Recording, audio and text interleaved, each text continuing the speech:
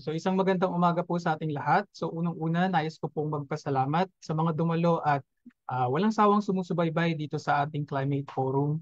So tayo po ay nasa 183rd installment na nitong ating buwan ng Climate Forum. So mahaba-haba na rin po yung tinatakbo nitong ating programa at samahan niyo po kaming muli, mulan man o bumagyo, para mas updated po kayo sa lagay ng ating klima at panahon. So ako po si Jeremiah Morales mula sa Climate Monitoring and Prediction Section ng DOST Pag-asa, ang inyo pong Master of Ceremony para sa umagang ito. I would like to request everyone to please pause for a moment of silence and find your peace as we prepare for the opening ceremony.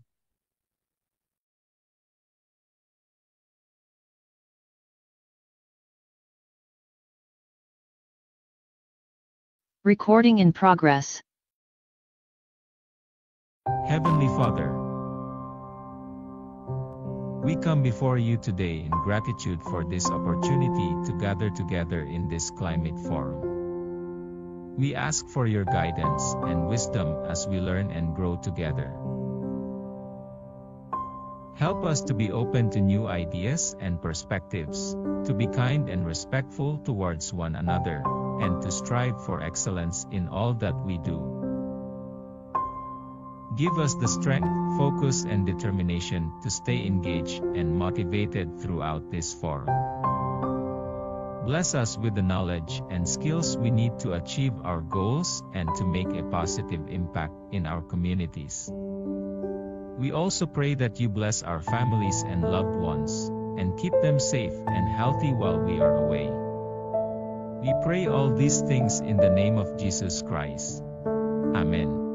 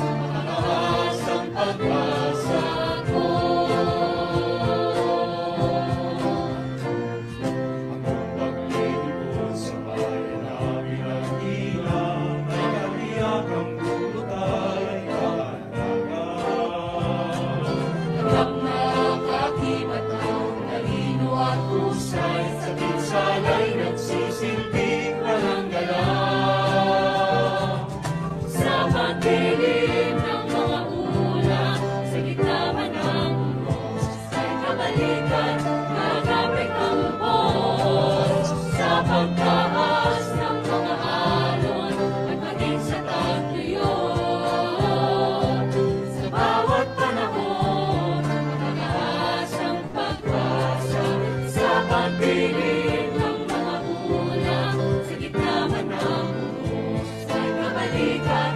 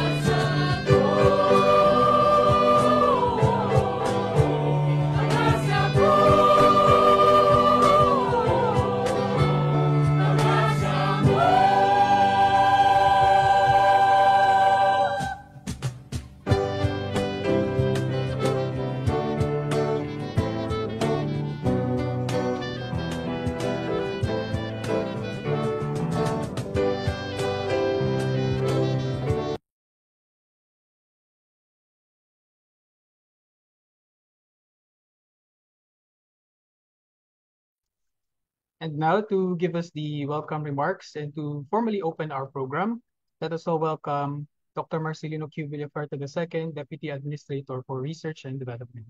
Good morning po. Thank you very much, Jerem, and good morning to all our esteemed attendees. To all our colleagues also from different field offices of DOST Pag-asa, magandang umaga po sa inyong lahat and welcome sa ating 183rd Climate Forum. It is my pleasure to welcome you all on behalf of our Pag-asa Administrator, Dr. Nathaniel Servando. And I think it's very timely for us to hold this Climate Forum because as you may recall, in the first week of this month, we have already terminated yung ating El Nino alert, or La Nina alert, I'm sorry. And then after that, we also, in preparation of the hot and dry months, we have also launched yung ating online platform, wherein our colleagues or the general public can actually access in real time yung ating forecast and also observe na heat index. And then our forecast now extends up to 5 days. So nasa website na po ito ni Pag-asa. And I think now our colleagues from various divisions, from Weather Division, from Hydrometeorology Division, and from the Climatology and Agrometeorology Division of Pag-asa will provide us updates pertaining sa weather conditions, what are we going to expect in the coming days, and also in the coming months. Also, yung review rin, mahalaga itong tignan din natin, ano yung na-observe natin in the past month, whether meron bang irregularities dun sa ating climate conditions. So, I think those information are relevant and necessary for our colleagues, particularly for DRR offices of different LGUs and other government agencies, and even to the general public. So that's why we have more than 100 of participants or attendees in our Zoom platform. And aside from that, of course, we have audience also from our social media accounts, from YouTube and also from our Facebook page.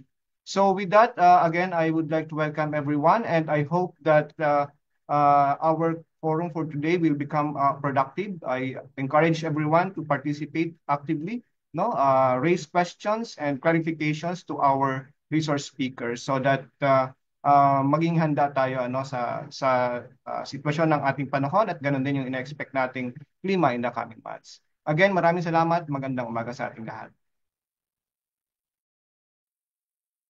Right, so thank you very much po, Doc Mar, for that warm introduction. So gaya nga po nung nabanggit ni Sir, marami po kaming updates para sa inyo for this morning, lalong-lalo na po yung sa lagay ng ating klima, kung ano po yung lagay ng ENSO status, climate outlook, etc. So inaanyayahan po ang lahat na i-share itong forum na ito sa inyong mga kakilala para po mas updated pa tayo.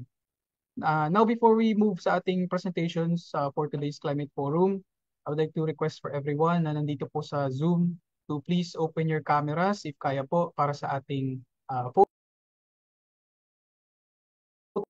session. So currently we have 6 panels. Yan, pa-open lang po. So habang nagpre-prepare yung ating mga participants, again, on behalf of Pag-asa, malugod po namin kayong welcome for today's event. So we would like to acknowledge the participation ng mga attendees natin for today's forum. So unang-una sa listahan po, yung mga parokyano na talaga natin dito sa forum, yung iba't ibang mga local government units ng iba't ibang sa iba't ibang parte ng Pilipinas, yung mga disaster risk reduction and management offices, Philippine Navy, Philippine Air Force, OCD, regional offices, mga regional offices din ng DA, yung Agricultural Training Institute, Climate Change Commission, DPWH, mga GOCCs, and of course, hindi natin malilimutan yung mga non-government organizations natin and mga civil society organizations. And of course, yung mga live viewers natin sa Facebook and sa YouTube. Ayan. So I guess open na po ata yung cameras ng ating participants. Ayan. So 6 panels po ito. So smile lang po tayo all throughout. Okay. So start po tayo sa first panel. So 1, 2, 3, smile. Second panel po. 1, 2, 3, smile. Third panel. 1, 2, 3, smile. Fourth panel po. 1, 2, 3, smile. Fifth panel, 2, 3, smile. And last panel po, 1, 2, 3, smile. You may now turn off your cameras. Salamat po. And now, to give us naman po yung ating today's weather update, let us all welcome Ms. Lori Dean de la Cruz Galicia, weather specialist from the Weather Division. So, Ma'am Lori, kamusta po ang lagay ng panahon natin ngayon? Go ahead po, Ma'am. Thank you, Sir Jeren. Good morning din po sa inyo at sa lahat po ng ating participants. At let me share my screen lang po muna po.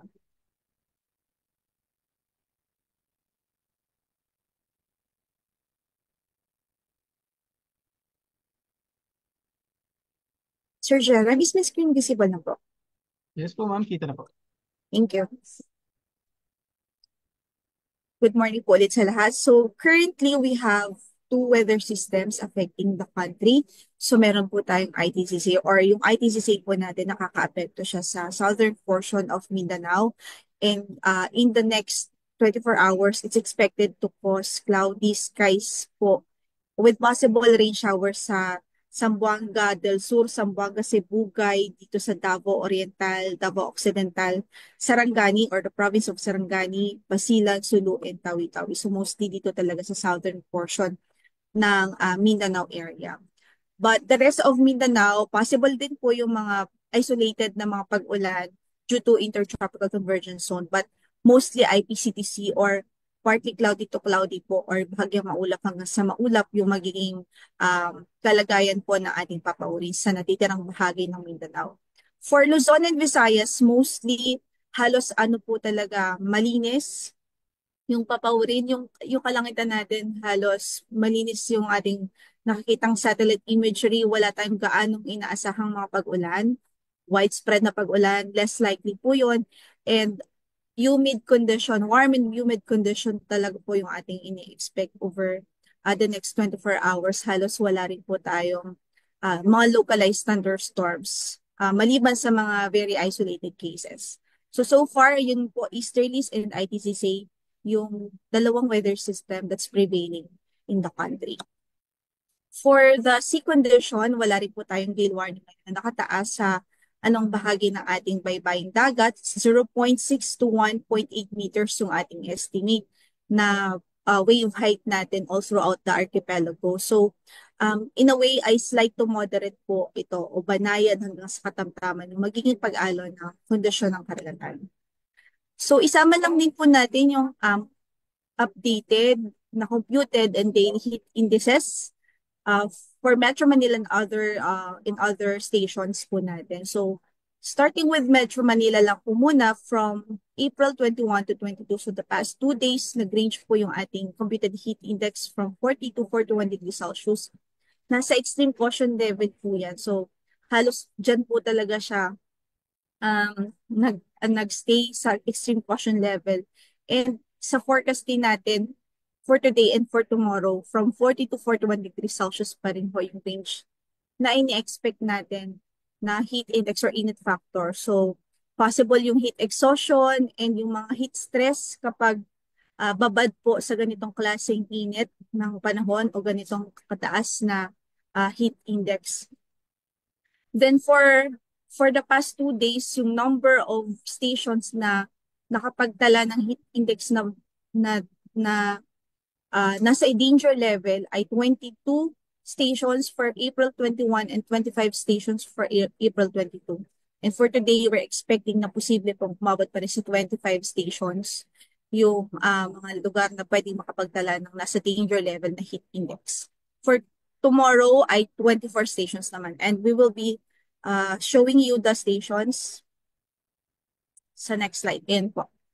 For today, sa Lawag, Dagupan City, Pangasinan, Batac, Ilocos Norte, Bacnotan, La Union, Calayan, Cagayan, Apari, Cagayan, Tugigaraw City, Cagayan, Itiaga, Isabela, Baler, Aurora, Casiguran, Aurora, Iba, Zambales, Clark Airport, Pampanga, Muñoz, Nueva Ecija, Subic Point, Olongapo, Pusito, San Ildefonso, Bulacan, and also yung Kamiling, Tarlac.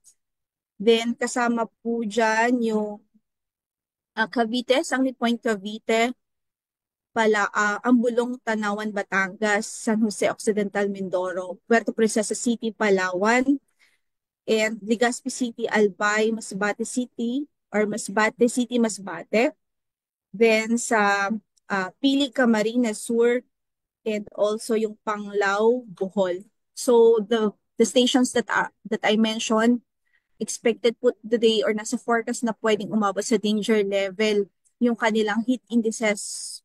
Meaning to say yung heat exhaustion and heat cramps and heat stress is very possible po yan. At kapag tuloy-tuloy yung exposure po sa ganitong klaseng init, pwede pong mauwi yan sa heat stroke. Kaya pinag-iingat po natin yung ating mga kababayan as much as possible.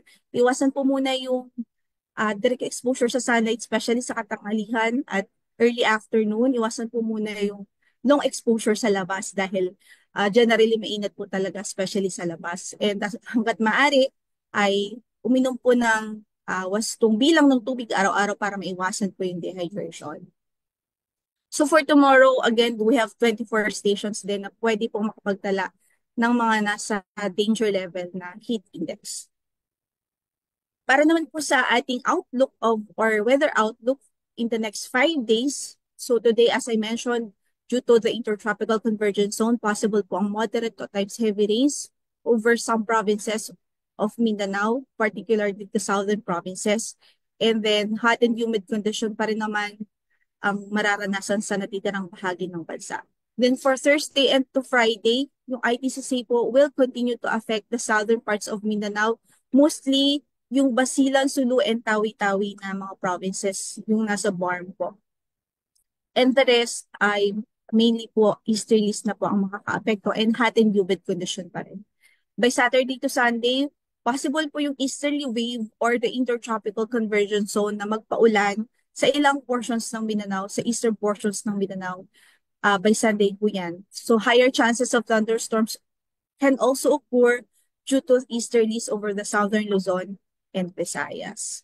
So far, yan lang po muna yung ating weather update and weather outlook also in the next 5 days. Generally, no significant rainfall is expected within the next 2 to 3 days.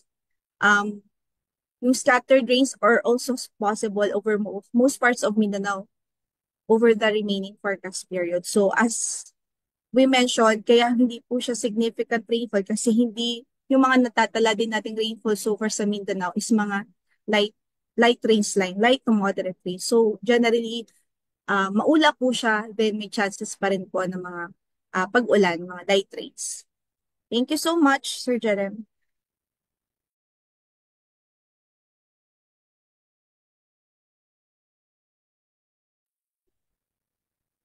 Ayan. So thank you very much po for that update, Miss Lori, no? So for init po pala in the next few days. So once again, ulitin ko po, patuloy po tayong mag-aantabay dun sa updates ng Pag-asa tungkol sa ating panahon. And if may questions po kayo kay Miss Lori, so available po siya later sa open forum.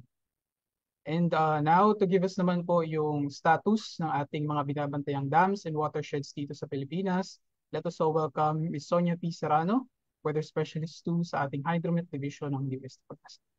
Magandang umaga po sa lahat. Good morning po, ma'am. I-share ko lang muna sandali. Si Sonia Serrano po ito ng Pag-asa HMD. Ibahagi ko po sa inyo ang latest update ng ating mga major dams ngayong araw, alas 8 ng umaga. Sa ngayon po, kung alas 8, ang ating pong update para sa Angat Dam ay nasa 205.30 meters. Ito po ay bahagyang bumaba ng 0.25 meters mula po kahapon. Samantala po ang ating normal high water level ay nasa 212.0 meters pa rin. At ang deviation ay nasa 6.70, mababa po sa normal high water level. At ang ating rule curve ay nasa 187.33 meters para po sa ngayong araw. Ito po ay mataas ng 17.97 meters. Samantala po ang Ipo Dam sa ngayong umaga ay nasa 100.78 meters. Ito po ay bumaba ng 0.09 meters mula po kahapon ng alas 8. Ang lamesa dam po naman natin ay nasa 79.62 meters po. Ito po ay bahagyang bumaba ng 0.01 meters. Samantala po, ang ating Ambuklaw Dam sa ngayong alas 8 ng umaga ay nasa 743.94 meters. Ito po ay bahagyang bumaba ng 0.28 meters mula po kahapon. Samantalang ang ating Pumbinga Dam ay nasa 572.54 meters. Ito po ay tumaas sa loob ng 24 oras ng 0.21 meters po mula kahapon. Samantala po ang San Roque Dam natin ay nasa 245.68 meters po. Ito po ay bahagyang, ito po ay bumaba ng 0.5 meters po mula kahapon. Ang ating pong Pantabangan Dam ay nasa 199.89 meters. Ito po ay bagyang bumaba ng 0.12 meters mula kahapon. Samantalang ang Magat Dam natin ay nasa 189.18 meters. Ito po ay bagyang bumaba ng 0.06 meters mula po kahapon. Samantalang ang Kaliraya Dam natin ay nasa 287.55 meters po. Ito po ay bahagyang bumaba rin ng 0.04 meters mula po kahapon.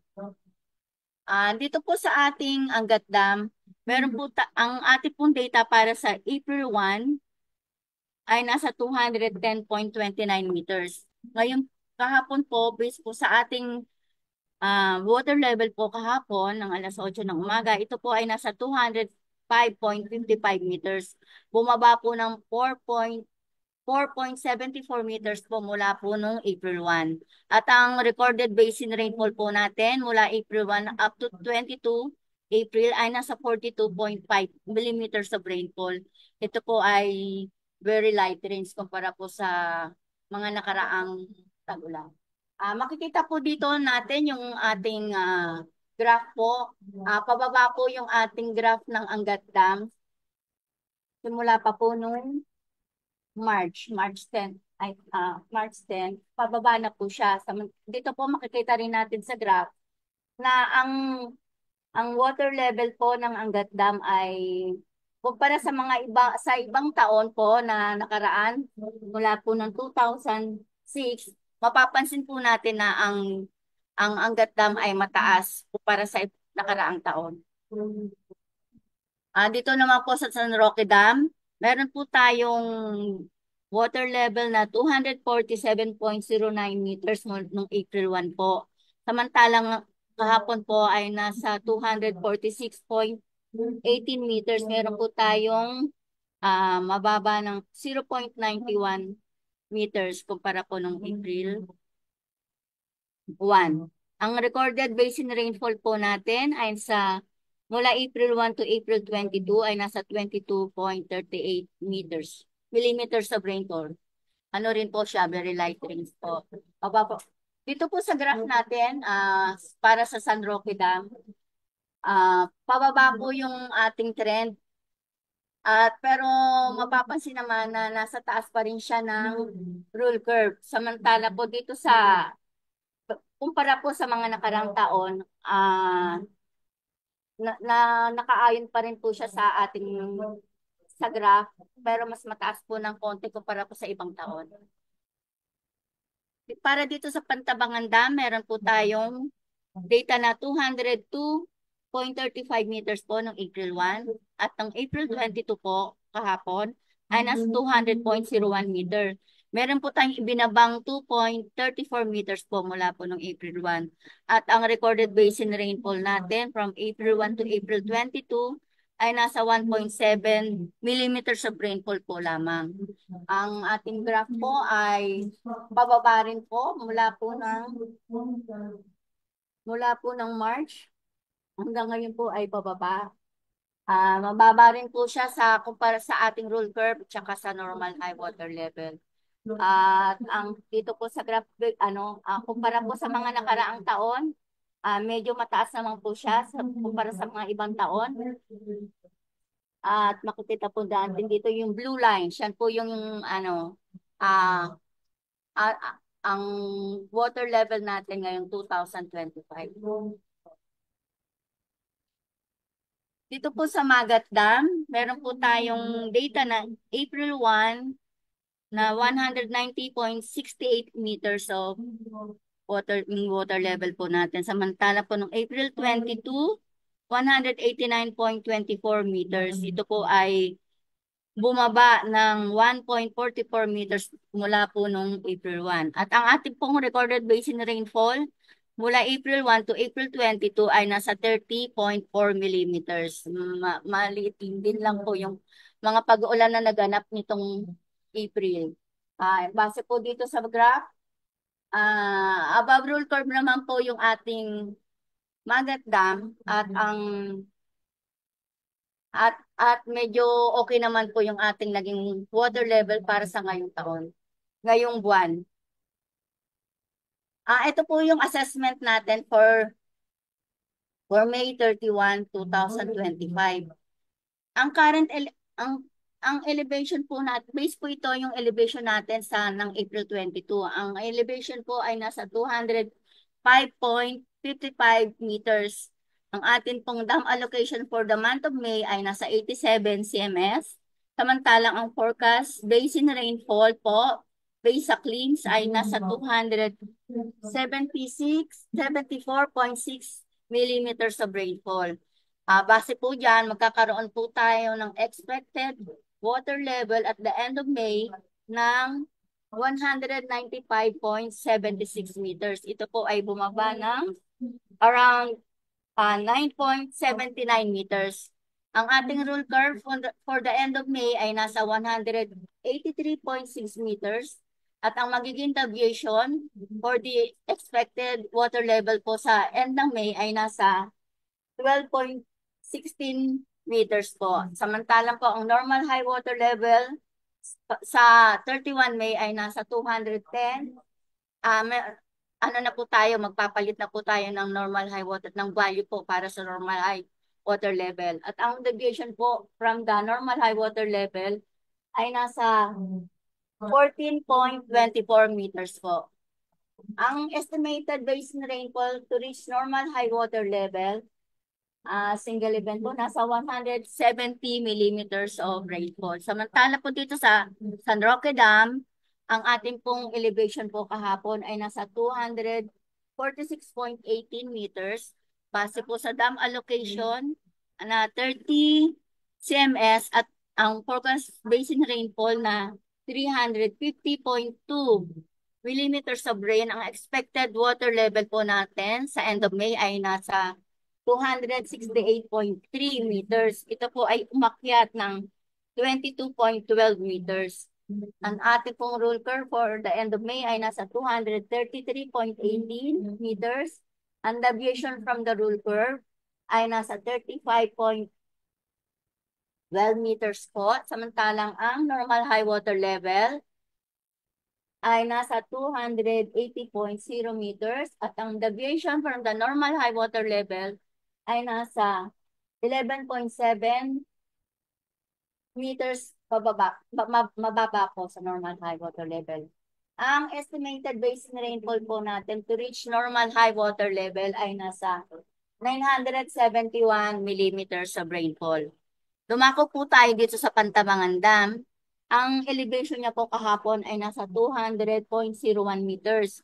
Ang dam allocation po for the month of May ay nasa 65.4 cms. Samantala po ang forecast basin rainfall ay nasa 311.4 millimeters. Base po dyan ang ating pong projected water level at the end of May ay nasa 200.80 meters. Ito po ay tumaas ng 0.79 meters. Maliit lang po ang itinaas niya. Ang ating pong rule curve at the end of May ay nasa 203.64 meters. Samantala po ang deviation from the rule curve ay magiging mas mababa po, 2.84 meters. Ang ating pong normal high for the end of May ay nasa 216.0 meters. Nagbago na rin po from 221 meters. At ang deviation from the normal high water level po ay nasa 15.2 meters mas mababa po sa normal high water level ng ating current elevation. At ang estimated basin rainfall po to reach normal high water level ay nasa 1,346 millimeters of rainfall. Ang Magandang po ay nasa current elevation niya po kahapon ay ang elevation niya po kahapon ay nasa 189.24 meters. Ang ating pong dam allocation for the month of May ay nasa 24 cms at ang forecast basin rainfall ay nasa 310.7 millimeters. At base po dyan, ang ating pong magiging expected na water level at the end of May ay ito pa ay mag-spill. Mas mataas po siya sa 193 meters na water level. Ang ating pong rule curve at the end of May ay nasa 173.88 meters. At ang ating estimated basin rainfall to reach normal high water level ay nasa 42 millimeters of rainfall.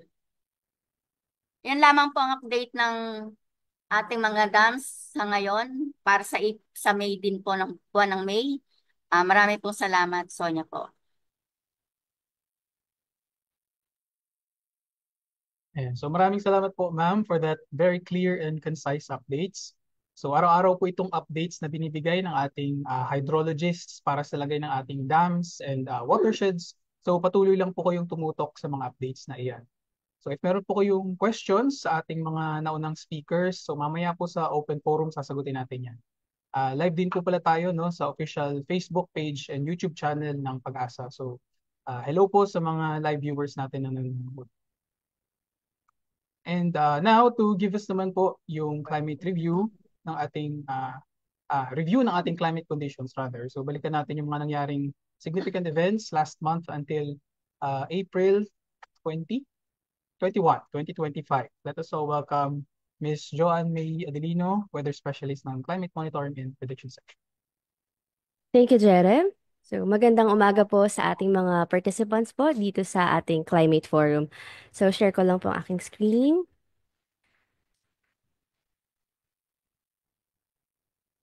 Kita na po ba ang aking presentation po?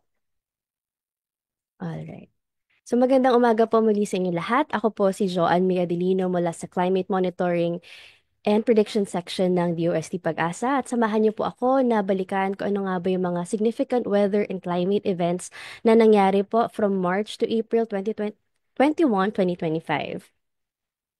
So ito po yung outline ng aking presentation. Una po nating titignan yung recent ENSO conditions sa may Central and Eastern Equatorial Pacific. Titingnan din po natin yung mga significant weather systems na nakaapekto po sa ating bansa. At titignan din po natin yung assessment po ng ating rainfall and temperature, pati na rin po yung sa heat index po at nagbibigay din po tayo ng summary. So para po sa El Nino Southern Oscillation or ENSO, muli po ito pong ENSO ay isang large-scale na system na nagre-result po galing sa mga interactions between the ocean and the atmosphere. So dito po ay mayroon po tayong dalawang indicators na tinitignan. We have the atmospheric indicator o yung Southern Oscillation Index, and we also have the oceanic indicator na sea surface temperature anomaly. So, from this graphs po, makikita po natin na for the atmospheric indicator po, ito po ay nung buwan ng March po, 2025, ay nasa La Nina levels pa rin po, pero yung ating sea surface temperature ay anomaly ay nasa neutral level na po. So, ano pong implication nito? So, kahit po na bumalik na po sa ENSO neutral conditions yung ating karagatan, ay nagkakaroon pa rin po ng lag effect po sa ating atmosphere. Kaya naman po, malaking bahagi pa rin po sa ating bansa ang nakaranas po ng La Nina-like na conditions po na nakapagdala po ng mga pag-ulan. Kaya makita po natin mamaya sa ating assessment po for rainfall noong buwan ng March ay marami pa rin po nakatanggap ng near to above normal rainfall conditions sa ating bansa. Ngunit ito pong mga La Nina-like conditions na nararanasan po sa mga parte po ng ating bansa ay inaasahan po na magsusubside na po. Kaya naman po noong April 4 ay binaba na po natin ang ating Pag-asa ENSO Alert System Status to inactive po dahil inaasahan po natin na ang ENSO neutral conditions po ay present na po sa ating tropical Pacific at yung mga climate models naman po ay nagsasuggest ng ENSO neutral conditions po na magpe-persist hanggang sa September, October, November 2025 season. At kasabay po nito ay nag-release po tayo ng press release patungkol sa termination ng ating La Nina Alert. So bukod po dito, available din po sa ating website. Ito pong aming monthly climate assessment and outlook, pati po yung simplified version po nito. So ang nilalaman po nito ay yung ating assessment po for the temperature and rainfall, pati na rin po yung mga weather systems na nakaapekto sa ating bansa noong buwan ng March at nakalagay din po dito ang ating forecast naman po for rainfall and temperature, pati po yung mga inaasahan nating weather systems na makakaapekto po sa ating bansa ngayong buwan ng April. So for the weather systems that affected the country po from March to April 21, 2025, so we have the Intertropical Convergence Zone or the ITCZ, easterlies, localized thunderstorm, shear line, low pressure area, at yung northeast monsoon po na tinerminate po natin noong March 26, 2025. So, nagpalabas po tayo ng press release po ng termination of the northeast monsoon at kasabayan din po niyan is ating preparation po para sa pagdating po ng ating warm and dry season. So ito po mga systems na ito ay nagdala po ng mga pag-ulan sa iba't ibang bahagi po ng ating bansa na nag-cause po ng mga flooding and landslide. So ito po ay yung ilan lamang po sa mga significant weather events noong nagdaang buwan ng March and April. So may kita po natin dito na noong buwan ng Marso po ay yung yung easterlies ay nakapagdala ng mga pag-ulan lalo-lalo na po sa may Mindanao area na nag-cause po ng mga tulad nga po na aking sinabi kanina, pagbaha at pagguho ng lupa po. Pati na rin po yung shear line dito naman po sa may Visayas. So marami po yung naapektuhang mga kabahayan at pamilya dahil na rin po sa pag-ulang dala ng mga ito. So ngayon ay magtungo naman po tayo sa ating rainfall assessment po for the month of March. So tulad nga po ng aking sinabi kanina, sa buwan po ng March ay malaking bahagi pa rin po ng ating bansa ang nakaranas ng near to above normal rainfall conditions. Dala na nga po ng ating La Nina-like conditions na naglinger po sa ating atmosphere. At pati na rin po yung iba't ibang mga rain-bearing weather systems po tulad na nga lang po ng mga nabanggit ko kanina na nagdala po ng mga pag-ulan dito po sa ating bansa. At para naman po ngayong April, from April 1 to 21, 2025, ito pong ating percent normal na mapa. Makita po natin na may mga patches po siya. Pero malaking bahagi na po dito sa ating bansa ang nakararanas po ng below to way below normal rainfall conditions. At yung mga patches naman po na nakararanas ng near to above normal rainfall conditions ay dala na lamang din po dahil masyado pong mababa yung ating rainfall normal for the month of April at dahil tuwing nagkakaroon po ng pag-ulan, dala po ng iba't ibang mga rain-bearing weather systems, tulad na lamang po ng mga localized thunderstorms, mga ITCZ, at saka easterlies. So kahit kaunting pag-ulan pa lamang po ay nakakaroon na po tayo ng patches ng near to above normal rainfall conditions. Pero ito pong ating mapa na ito ay maaari pa pong magbago dahil i-update po namin ito by the end of April para mas makita po natin yung rainfall distribution po for the entire month of April. Yan. Para naman po sa ating temperature assessment for the month of March, makita po natin dito sa mapa na malaking bahagi po sa ating bansa ang nakaranas po ng near to above average mean surface air temperatures. At iilan lamang po ang nakaranas ng slightly below to below average temperature. At para naman po sa ating mga highest and lowest temperatures na observe, for our highest temperature po sa lahat ng mga stations ng Pag-asa, ang na-record po natin noong March ay 37.4 degrees Celsius sa may Cubi Point, Zambales noong March 28. At para naman po sa ating mga stations dito po sa may Metro Manila, na-record po natin ang 35.5 degrees Celsius sa may Naiya, Pasay City noong March 6. Para naman po sa ating lowest temperatures, For the uh, entire country, sa lahat ng mga stations, we have 12.1 degrees Celsius sa may BSU Benguet noong March 23 at 21.4 degrees Celsius naman sa may Science Garden, Quezon City noong March 21. At meron din pong na-surpass na extreme record for the month of March para sa ating maximum temperature. Ito po yung sa Cubi Point, Zambales pa nga po ulit, 37.4. So, na-exceed niya po yung ating record po na 36.8 noong March 28, 2014. At para naman po ngayong buwan ng Abril, from April 1 to 21, malaking bahagi pa rin po ang ating bansa ang nakararanas ng near to above average mean surface air temperatures sa malaking bahagi ng bansa at may iilan lamang po na nakaranas naman ng slightly below to below average temperatures. Para naman po sa ating mga highest and lowest temperatures, na-record po natin ang 39.9 degrees Celsius dito po sa may Kamiling noong April 20 and 37.2 degrees Celsius sa may Naiya, Pasay City noong April 16. Para naman po sa ating lowest temperatures, na-record po natin ang 14.9 degrees Celsius sa may BSU Benguet noong April 5 at 23.6 degrees Celsius sa may Science Garden, Quezon City noong April 5 din po. At para naman po sa period na ito, meron na rin po tayong na-surpass na extreme record for maximum temperature dito po sa ating station sa may Clark, sa may Pampanga. So, ang na-record po dito is 37.5. So, na-exceed niya po yung ating record dati na 37.1 degrees Celsius noong April 10, 2019. At para naman po sa ating heat index or damang init, ito po yung ating top 5 highest computed heat index po for the month of March and April. So for the month of March po, ang ating pinakamataas na heat index ay na-record po noong March 28, 2025 dito po sa may Dagupan City, Pangasinan. So ang na-record po ay 48 degrees Celsius na heat index. And for the month of April naman po, meron po tayong dalawa sa Iba, Zambales na 50 degrees Celsius po na na-record noong April 1. And dito rin po sa Los Baños, Laguna, 50 degrees Celsius index din po noong April 15, 2025. So as a summary po, ang ating ENSO alert system status ay nasa inactive na po dahil inaasahan po natin ang ENSO neutral conditions po sa mga susunod na buwan. At para naman po sa rainfall and temperature for March 20, 2025.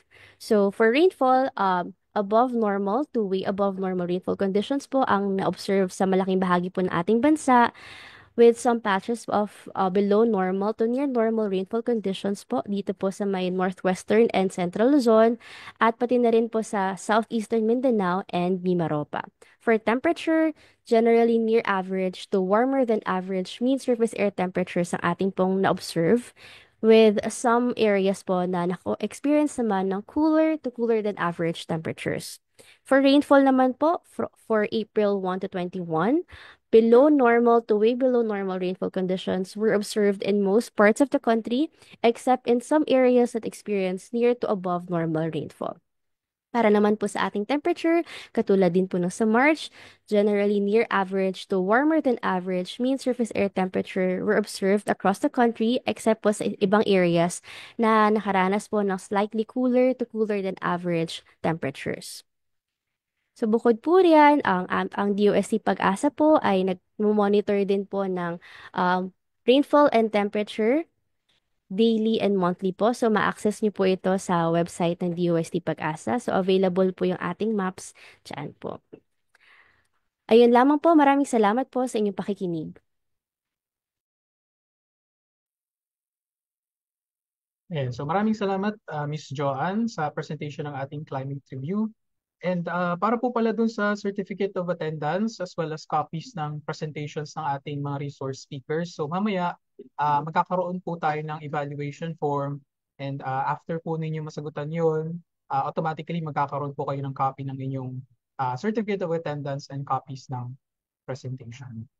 So ngayon po ay binigay ng ating speaker yung assessment ng ating climate conditions o yung mga nangyaring significant events noong nakaraang buwan until this half of April. So now, ibibigay naman po nung susunod natin ng resource person yung subseasonal to seasonal forecast.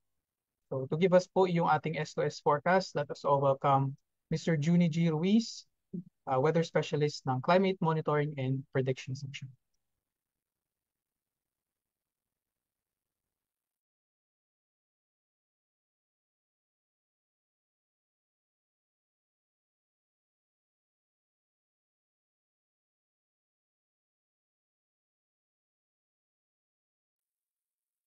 Magandang umaga po sa lahat. So dumako naman po tayo sa tinatawag nating subseasonal forecast from April 23 to May 6, 2025.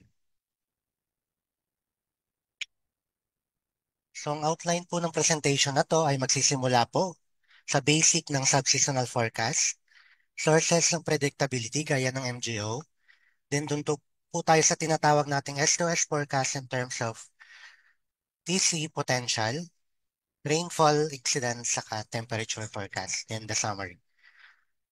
So first, let's discuss po muna yung pinaka-basic ng subseasonal forecast. So pinaka-rule po ng subseasonal forecast is siya po yung tumutulay sa tinatawag nating weather prediction or weather forecast na pinresent po ni Ma'am Lori din kanina, which is up to 5 days. Yun pong ipe-present pa po mamaya, which is yung seasonal forecast naman po na nagsisimula from 1 month to 6 months up to a year. So, ang pinaka-scope po talaga ng subseasonal forecast is from 2 weeks up to 2 months. So, ano po ba yung pinaka-goal ng subseasonal forecast natin? So, ang pinaka-goal niya is to determine yung forecast scale or probability ng pagkakaroon po ng high-impact weather events or what we call the extreme events like pagkakaroon ng bagyo or pagkakaroon ng mga malalakas na mga pag-ulan in a period of 1 to 2 weeks ahead of time. So, para may chance or malaki pa po yung panahon natin para makapaghanda. Then yung pinaka-sources po ng predictability ng subseasonal forecast ay yung tinatawag nating Maiden-Julian Oscillation, which comprises of, ito po yung nangyayari within the tinatawag nating Tropical Pacific. So para po siyang set ng cloudiness na nakaka-apekto po or nag-i-enhance or posibleng mag-enhance ng pagkakaroon ng bagyo or mga pag-ulan.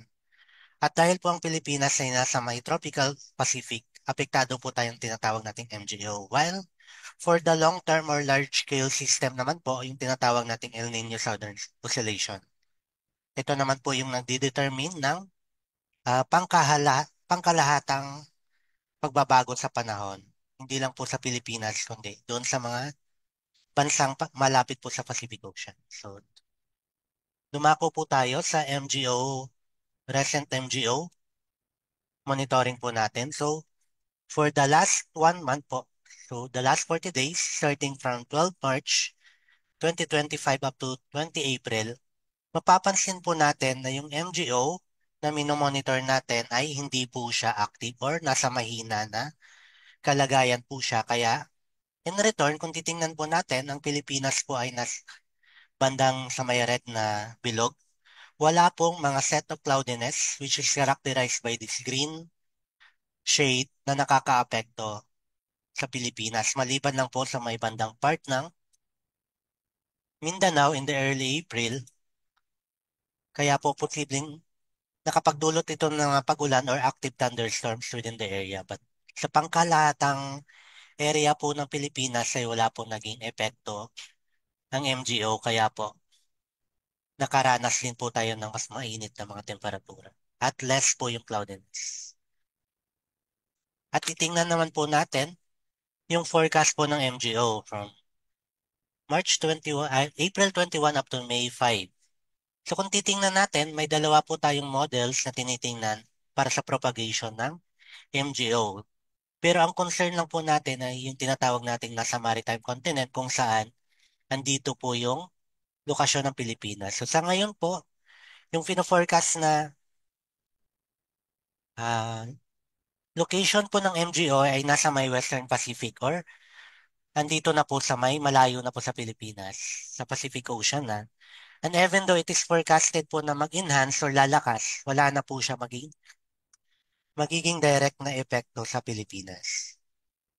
At habang papunta po siya sa natawag natin Western Hemisphere kung saan nandito yung Amerika sa Africa. At dumako naman po tayo sa subseasonal to seasonal forecast in terms of tropical cyclone, threat potential, rainfall exceedance probability forecast, saka temperature anomaly forecast. So with the TC threat potential, so mapapansin po natin for the week 1 from April 23 to 29, may posible pong mabuo na TCLB or TC-like vortex. So ano po ba yung kaibahan ng TCLB sa LPA lang? So ang TCLB po, ito po yung sirkulasyon na mas nagpapakita siya ng potensyal na maging bagyo kumpara po sa low pressure area lamang. So sa ngayon, for the week 1, wala pa po tayong namamataan na TCLB sa kasalukuyan within the Pag-asa monitoring domain. Pero later on, sa week 1 po, so gaya po ng nandiscuss po ni Ma'am Lori kanina, na yung position po ng Intertropical Convergence Zone ay nasa baba po ng Mindanao. At alam naman po natin ang ITCC ay pinagmumulan po ng mga circulation like the LPA or yung mga bagyo. So sa ngayon po, the potential of this TCLB na posibleng manggaling po dun sa tinatawag nating Intertropical Convergence Zone ay mababa pa po at or maliit pa po yung chance nito na magiging bagyo. Samantalang sa week 2 naman po from April 30 to May 6 ay mapapansin po natin na papasok na po ng PAR yung i-monitor pa po natin na TCLB at posibleng mas lumapit po siya sa eastern part po ng Mindanao saka Visayas na kahit maliit pa po yung chance na maging bagyo ay magdudulot pa din po ng mga pag-ulan lalong-lalo na po sa week 2 or from April 30 to May 6. At dahil po mababa naman ang tsansa nito na maging bagyo, wala po tayong nakataas na TC threat potential for the next 2 weeks. So for April, so ito po yung karaniwang tropical cyclone tracks. But for May, ito po yung maring susundan niya na track na dito sa may bandang eastern part ng Mindanao at posible pong hindi siya mag-landfall at mag-recurve na po papalayo ng bansa natin. Or may mga chances naman po na kung may mabuo ay papasok siya ng PAR at posible makaapekto po dito sa may part ng Eastern Visayas sa Southern Luzon. So ano naman po yung aasahan natin for the rainfall exceedance forecast? So tinatawag po siyang rainfall exceedance kasi ito yung probability or chance na ma-exceed ng forecast yung threshold na 25 mm, 50 mm or 100 mm. So sa ngayon po dahil nasa dry season pa naman tayo, mostly yung pinanggagalingan lang po ng mga pag-ulan natin ay from tinatawag nating localized thunderstorm. So for week 1, makikita natin mas mataas yung tsansa ng pagkakaroon ng mga thunderstorms sa mga pag-ulan na aabot po ng 25 mm sa bandang Car, Palawan, Eastern Visayas, saka most parts of Mindanao.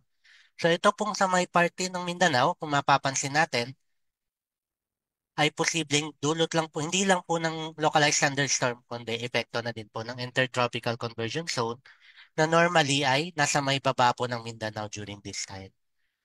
At yung probability naman po ng mga pag-ulan na mas tataas pa sa 50 mm, mas mataas pa din po yung probability or chance dito sa may mas mataas na bahagi po ng Cordillera at dito sa may western saka southern part po ng Mindanao. But for what we call a rainfall extreme that is exceeding 100 mm is mababa po yung chance. So dumako naman po tayo sa week 2. So kukumpara po natin sa week 1, mas marami na po yung mga lugar na posible pong makaranas ng mga pag-ulan from, sorry po, i-edit ko na lang po yung, di po siya na-save yung date. So from April 30 to May 6, so mas lumadami na po yung mga pag-ulan na makakaranas ng thunderstorm, lalong-lalo na po dito sa may part ng Northern Luzon saka buong Mindanao. While for the threshold of 50 mm, kung titingnan po natin, ay mas mataas po yung tsansa sa sa western parts ng Mindanao na makaranas po ng 50 mm at dito po sa may bandang part ng car. While sa 100 mm naman po, up to 40% chance na may tsansa na makakaranas yung most na bahagi ng bansa natin. For the week 2, which is from April 30 to May 6. At sa temperature forecast naman po, kung titingnan natin, for week 1, which is from April 23 to April 29, mataas pa din po yung tsansa na makaranas ng mas mataas na temperatura sa may bandang bahagi ng Luzon saka parts po ng Visayas. Kasi po, nasa dry season pa din po tayo, less po yung cloudiness. At sa Mindanao naman po ay may pino-forecast po tayo ng mga pag-ulan. Kaya kung titingnan natin, nasa almost normal po yung average surface air temperature po sa Mindanao for week 1. At mas mainit naman sa may bandang Luzon sa Visayas. But for week 2, kung titingnan natin, nag-i-ease na po yung mga matataas na temperatura or higher than the normal temperature dito po sa week 2, which is from April 30 at May 6 dahil po sa posibleng maranasan ng mga mas widespread localized thunderstorms sa buong bansa. So in summary po, wala po tayong TC threat potential for the next 2 weeks. May mabubuo na TCLB pero mababa yung tsansa. At for the rainfall outlook, mas mataas po yung wetter than usual condition sa week 2 kumpara po sa week 1. So may mga inaasahan po tayong mga pag-ulan sa week 1 pero sa may bandang Mindanao lang. But for week 2, mas widespread na po yung mga pag-ulan from April 30 to May 6. So yung mga forecast po na pinensyon ko kanina ay makikita po natin dito sa mga links na to for the TC threat potential. And for the rainfall exceedance po ay sa may naman po. Dito sa may link na to, pati yung temperature anomaly forecast. So maraming salamat.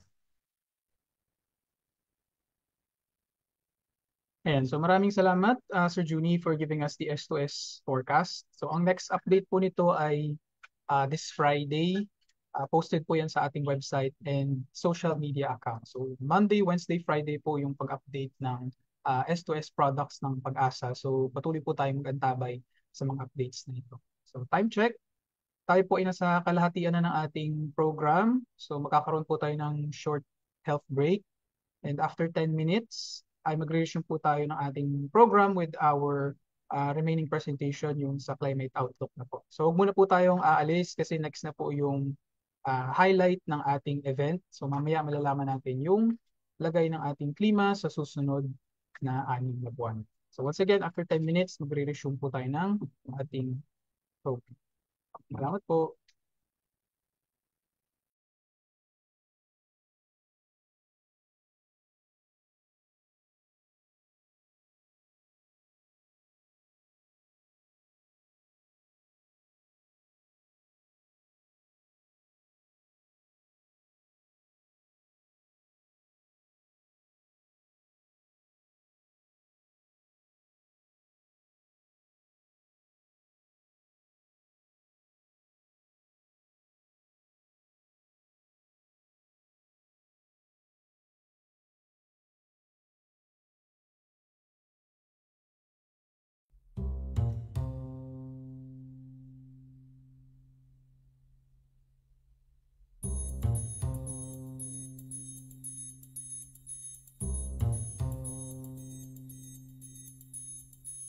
Ang init na nararamdaman ng katawan ng tao o yung tinatawag na apparent temperature ay hindi akmang nasusukat gamit lamang ang temperatura ng hangin o air temperature. Ito ay mas tamang na itataya kung isasama ang datos ng alinsangan o relative humidity. Ang impormasyon na ito ay tinatawag na heat index at ito ay matutukoy gamit ang heat index chart. Nahahati sa 4 na classification ang heat index base sa epekto nito sa ating katawan. Una, kapag umabot ng 27 degrees Celsius hanggang 32 degrees Celsius ang naitalang heat index, katumbas ito ng warning na caution. Posible ang fatigue o pagkaramdam ng pagod kapag matagal ang exposure. Maaari itong magdulot ng heat cramps kapag mas matagal ang exposure sa level na ito. Kapag umabot naman ng 33 degrees Celsius hanggang 41 degrees Celsius ang naitalang heat index, katumbas nito ang warning na extreme caution. Maaari itong magdulot ng heat cramps o heat exhaustion at ang matagal na exposure ay maaaring mauwi sa heat stroke. Kapag umabot na sa 42 degrees Celsius hanggang 51 degrees Celsius ang naitalang heat index, katumbas nito ang warning na danger. Mauuwi sa heat cramps at heat exhaustion ang maaaring maranasan ng isang tao na matagal ang exposure. Ang mas matagal na exposure ay maaaring mauwi sa heat stroke. Ang 52 degrees Celsius o higit pa na heat index ay katumbas ng extreme danger na warning. Ang tao na babad sa ganitong exposure ay paniguradong makakaranas ng heat stroke. Araw-araw na naglalabas ng monitoring and forecast information ang DOST Pag-asa tungkol sa heat index. Tumutok lamang sa Facebook page ng ahensya o sa page ng Impact Assessment and Application section ng Climatology and Agrometeorology Division para malaman ang latest updates tungkol sa heat index. Maaari ding ma-access ang impormasyon na ito sa official website ng ahensya.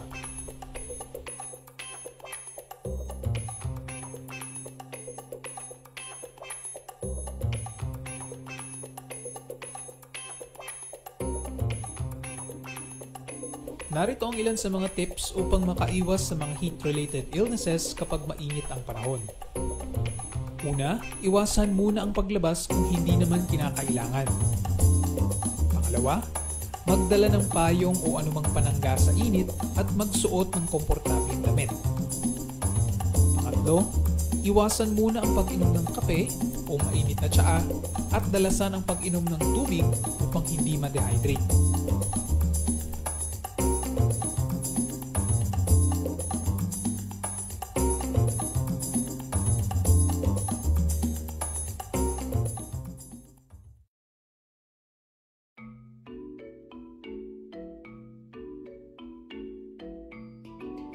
Ang ENSO Alert and Warning System ng DOST Pag-asa ang siyang nagbibigay babala sa ating mga kababayan kung posible ba ang isang El Nino o La Nina event. Ito rin ang siyang nagsisilbing instrumento na naglalayong magbigay gabay para sa gagawing paghahanda ng ating pamahalaan, local government units at mga climate-sensitive sectors tulad ng sa agrikultura para sa epektong dulot nito. Nahahati sa 4 na level ang ENSO Alert and Warning System na ini-issue ng Pag-asa tuwing may El Nino o La Nina. Iyon ay ang Watch, Alert, Advisory at Final Advisory. Ang El Nino o La Nina Watch ay ini-issue kapag ang oceanic at atmospheric indicators ng Central at Eastern Equatorial Pacific ay nasa favorable conditions at ang tsansa o probability na may mabuo o ma-develop na isang El Nino o La Nina event ay umabot na ng 55% o higit pa sa susunod na 6 na buwan. Itinataas naman sa alert level ang warning na ini-issue kapag ang Oceanic Nino Index o yung tinatawag na ONI na katumbas ng positive 0.5 degrees Celsius o higit pa o negative 0.5 degrees Celsius o mas mababa pa ay inaasahan sa susunod na 2 hanggang 3 buwan at may 70% probability o tsansa na ito ay ma-develop. Ang pinakamataas na level naman ng warning ay ang advisory, na kung saan ang isang El Nino o La Nina event ay kasalukuyang nangyayari na at inaasahan na magpapatuloy pa sa mga susunod na buwan.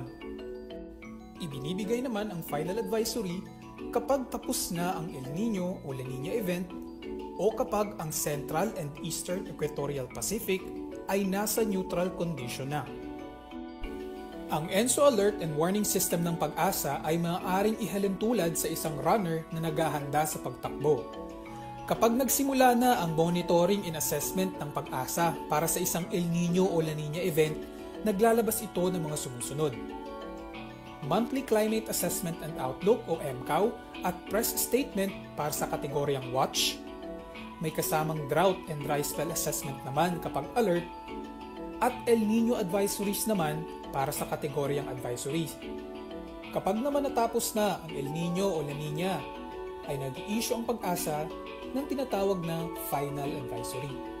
Ano-ano nga ba ang dapat gawin kapag nagsimula ng mag-issue ang ahensya ng mga alerts and advisories? Una, ugaliing manood ng mga buwanang forum na isinasagawa ng ahensya para magbigay updates sa magiging lagay ng ating klima sa mga susunod na buwan. Pangalawa, makinig sa mga payo ng lokal na pamahalaan sa kung anong mga hakbang ang kanilang gagawin base sa abiso ng pag-asa. At pangatlo, mag-imbak at magtipid ng tubig kapag may El Nino.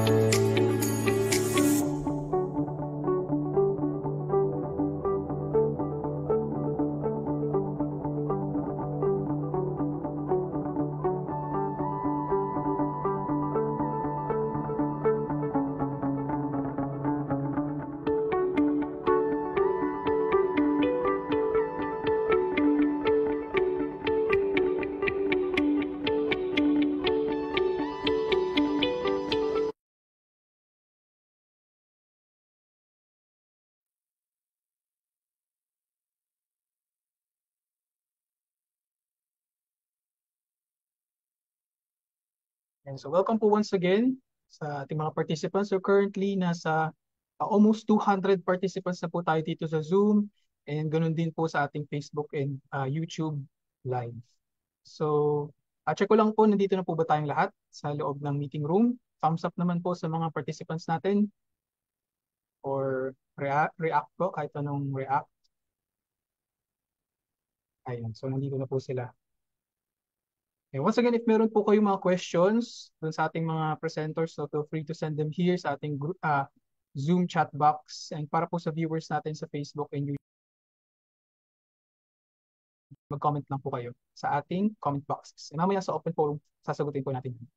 Now, without further ado, dumako po tayo sa pinaka-highlight nitong ating forum, ang last presentation po natin but not the least. And to give us yung climate outlook po for the coming months, ano po ba yung magiging kalagayan ng ating klima, let us all welcome Dr. Joseph Q. Basconcillo, Senior Weather Specialist ng Climate Monitoring and Prediction Section. Maraming salamat, Jerem. Magandang umaga sa ating lahat. Please allow me to share my presentation this morning. Nakikita na ba ang aking PowerPoint presentation, Jerem? Yes, sir. Kita na po. Okay. Isang makaagaham na umaga po sa ating lahat. Nagbabalik at muling nagpapakilala sa ating lahat, Joseph Basconcillo po mula pa rin sa Climate Monitoring and Prediction Section ng DOST Pag-asa. Gaya ng nabanggit ni Jerem, ni Sir Jerem, ang ating susunod na pag-uusapan ngayong umaga ay ang mga pagtataya ng DOST Pag-asa sa magiging kalagayan ng ating klima sa Pilipinas sa susunod na 6 na buwan mula Mayo hanggang Oktubre ng kasalukuyang taon 2025. Ito po yung ating magiging outline ng ating presentation. So, sa ating hashtag Bantay Klima, our presentation this morning will be divided into three. The first one will be the ENSO update. Ano po yung kalagayan, yung status update po natin pagdating dun sa El Nino Southern Oscillation, which are already provided, the introduction are already provided by our previous resource persons, and of course the highlight of this climate forum, which will be the climate outlook from May to October 2025, and of course the summary. We will try to be as concise as possible for this presentation, primarily because we would like to entertain more questions from our audience na umabot na halos ng 200 ngayong umaga. Maraming salamat po sa pagpapaunlak sa aming imbitasyon na dumalo at mag-participate po sa ating 183rd Climate Forum. So ito po yung ating ENSO update. As of April 21, 2025, meron po tayong oceanic indicator at meron po tayong atmospheric indicator. Conditions po iyan sa Tropical Pacific. Pagdating po doon sa oceanic indicator natin o yung kalagayan ng karagatan natin sa Central and Eastern Equatorial Pacific, makikita po natin dito, mababanggit in the last 4 weeks, equatorial SSTs were above average in the coastal Nino region. Ito po yung malapit sa Peru, and then the Northwestern Pacific Ocean. Ito po yung malapit sa Pilipinas o yung tinatawag nating Philippine Sea. At below average sea surface temperature naman, yung mapapansin natin at makikita natin sa Central and East Central Pacific Ocean. Nandun po yun sa kalagitnaan ng karagatang Pasipiko. Pagdating naman sa atmospheric indicator po natin, above average outgoing long wave radiation. Ibig sabihin po niyan, merong suppressed convection o di kaya ay clear yung ating sky pagdating po doon sa malapit sa international dateline, yung cross po yan, and then the Western Pacific. Samantalang below average outgoing long wave radiation, ibig sabihin po niyan ay mas maraming kaulapan ang makikita malapit sa Indonesia, sa Pilipinas, sa Northern Australia at sa Eastern Pacific. Okay? So, pagdating po doon sa ating binabantayang flavors ng ENSO, meron po tayong 4 na flavors. Classic flavors po iyan ng El Nino Southern Oscillation. Nandyan po yung Nino 4, Nino 3.4, Nino 3 at Nino 1+2. Makikita po kung saan yung mga lokasyon ng mga classic Nino flavors na ito doon sa larawan sa ibaba. Nandiyan po yung Nino 4, yung po yung kulay dilaw, yellow. Nino 3.4 nandun po sa kalagitnaan at Nino 3, yun naman po yung kulay pula. At Nino 1+2, ito po yung coastal Nino region natin, matatagpuan naman sa Peru. At kung makikita natin sa mga nakalipas na buwan, mula Mayo nung nakaraang taon hanggang sa buwan na kasalukuyan, ay makikita natin nagkaroon ng mga pagbabago doon sa sea surface temperature sa mga classic Nino regions natin. Kung tututukan po natin yung Nino 3.4 gaya ng ating laging binabantayan, ay makikita po natin na sa mga nakaraang buwan po ay nagkaroon ng mga pag-iinit doon sa ating Nino 3.4 kung kaya nagkaroon ng weakening over the last couple of months. Negative surface and subsurface temperatures have weakened. Humina na po yan sa Central and Eastern Equatorial Pacific Ocean. Samantala, below average subsurface temperature naman continue to prevail in the Central and Eastern Pacific Ocean. Ibig sabihin po niyan, doon sa kalagitnaang bahagi ng ating karagatang Pasipiko ay nag-continuing pa rin po yung ating below average subsurface temperature. Okay? And then above average temperature naman po, yung makikita natin sa may bandang Western Pacific hanggang sa may at sa may bandang Eastern Pacific Ocean. Okay? So, ito po yung mga tsansa natin pagdating doon sa ating probability pagdating sa ENSO. Issued po yan as of April 2025. Kung mapapansin po natin yung kulay gray po dyan, yan po yung neutral sa kasalukuyang panahon, March, April, May. tayo po mataas po talaga yung tsansa ng ENSO neutral condition. Gaya po na nabanggit kanina, tinerminate na po natin yung ating ENSO alert system at tayo po ay nasa ENSO neutral condition. At sa mga susunod na buwan po, nakikita natin ENSO neutral is favored to persist through the Northern Hemisphere until the end of 2025. Ibig sabihin po yan, hanggang sa matapos ang taong kasalukuyan, mataas po yung tsansa na tayo pa rin ay nasa ENSO neutral condition. At gaya po na nabanggit, during November, December, January 2025 hanggang sa taong 2026, ENSO neutral is slightly favored over the possible return of La Nina. Pero makikita po natin mas mataas pa rin po yung tsansa na magkaroon tayo ng ENSO neutral hanggang sa matapos yung kasalukuyang taon. At kung mapapansin din po natin dito, tinitingnan natin kung gaano kalakas kung sakali itong ENSO natin. So most climate models po dito pinapakita, most climate models predict a full ENSO neutral condition. March, April, May, 99% po yan mula sa negative 0.5 hanggang positive 0.5. Doon sa kalagitnaan po niyan, 99%.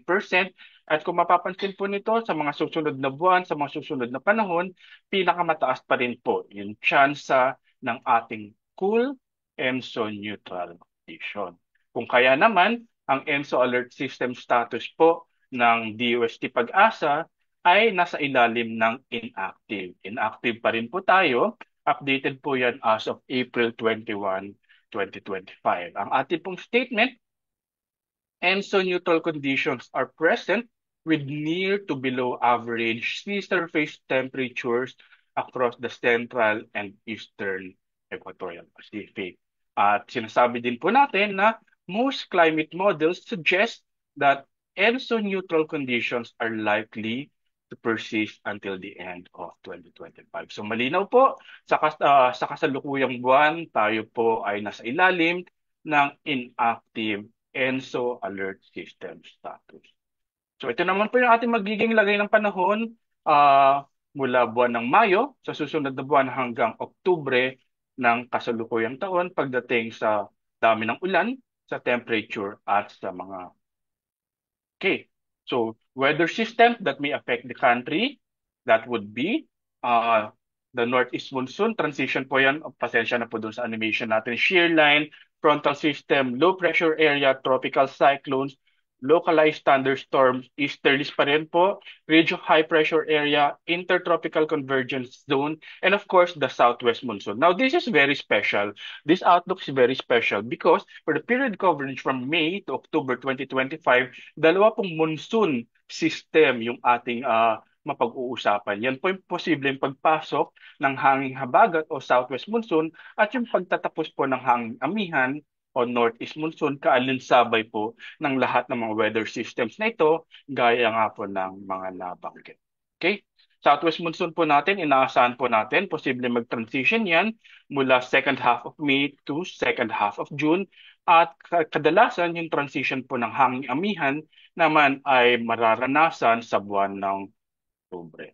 Okay? Pagdating po sa rainfall forecast natin sa buwan ng Mayo, karamihan sa ating mga probinsya, meron po tayong 52 provinces across the country. Matatagpuan po yan karamihan sa kalagitnaang bahagi ng bansa sa Central Philippines mula Luzon hanggang sa hilagang bahagi ng Mindanao, 52 provinces po. Samantalang meron tayong 32 provinces o 32 na probinsya ang magkakaroon naman po. Inaasahan nating magkakaroon ng near normal rainfall condition. Pagdating naman ng June ay meron po tayong mga 76 na probinsya na inaasahan magkakaroon ng near normal rainfall conditions at may 8 namang probinsya ang inaasahan natin magkakaroon ng below normal rainfall condition. Kung mapapansin po natin, halimbawa dito po sa may bandang June, yung ating forecast rainfall in terms of percent of normal, karamihan po ng mga probinsya doon sa Northern Luzon ang inaasahan natin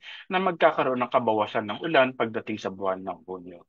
Pagdating naman po ng July 2025, 75 na probinsya naman po, nandito po sa ilalim, 75 na probinsya ang posible makaranas ng near normal rainfall conditions at 9 na probinsya naman yung magkakaroon ng below normal rainfall condition. Matatagpuan ng mga probinsyang ito sa eastern section po ng northern.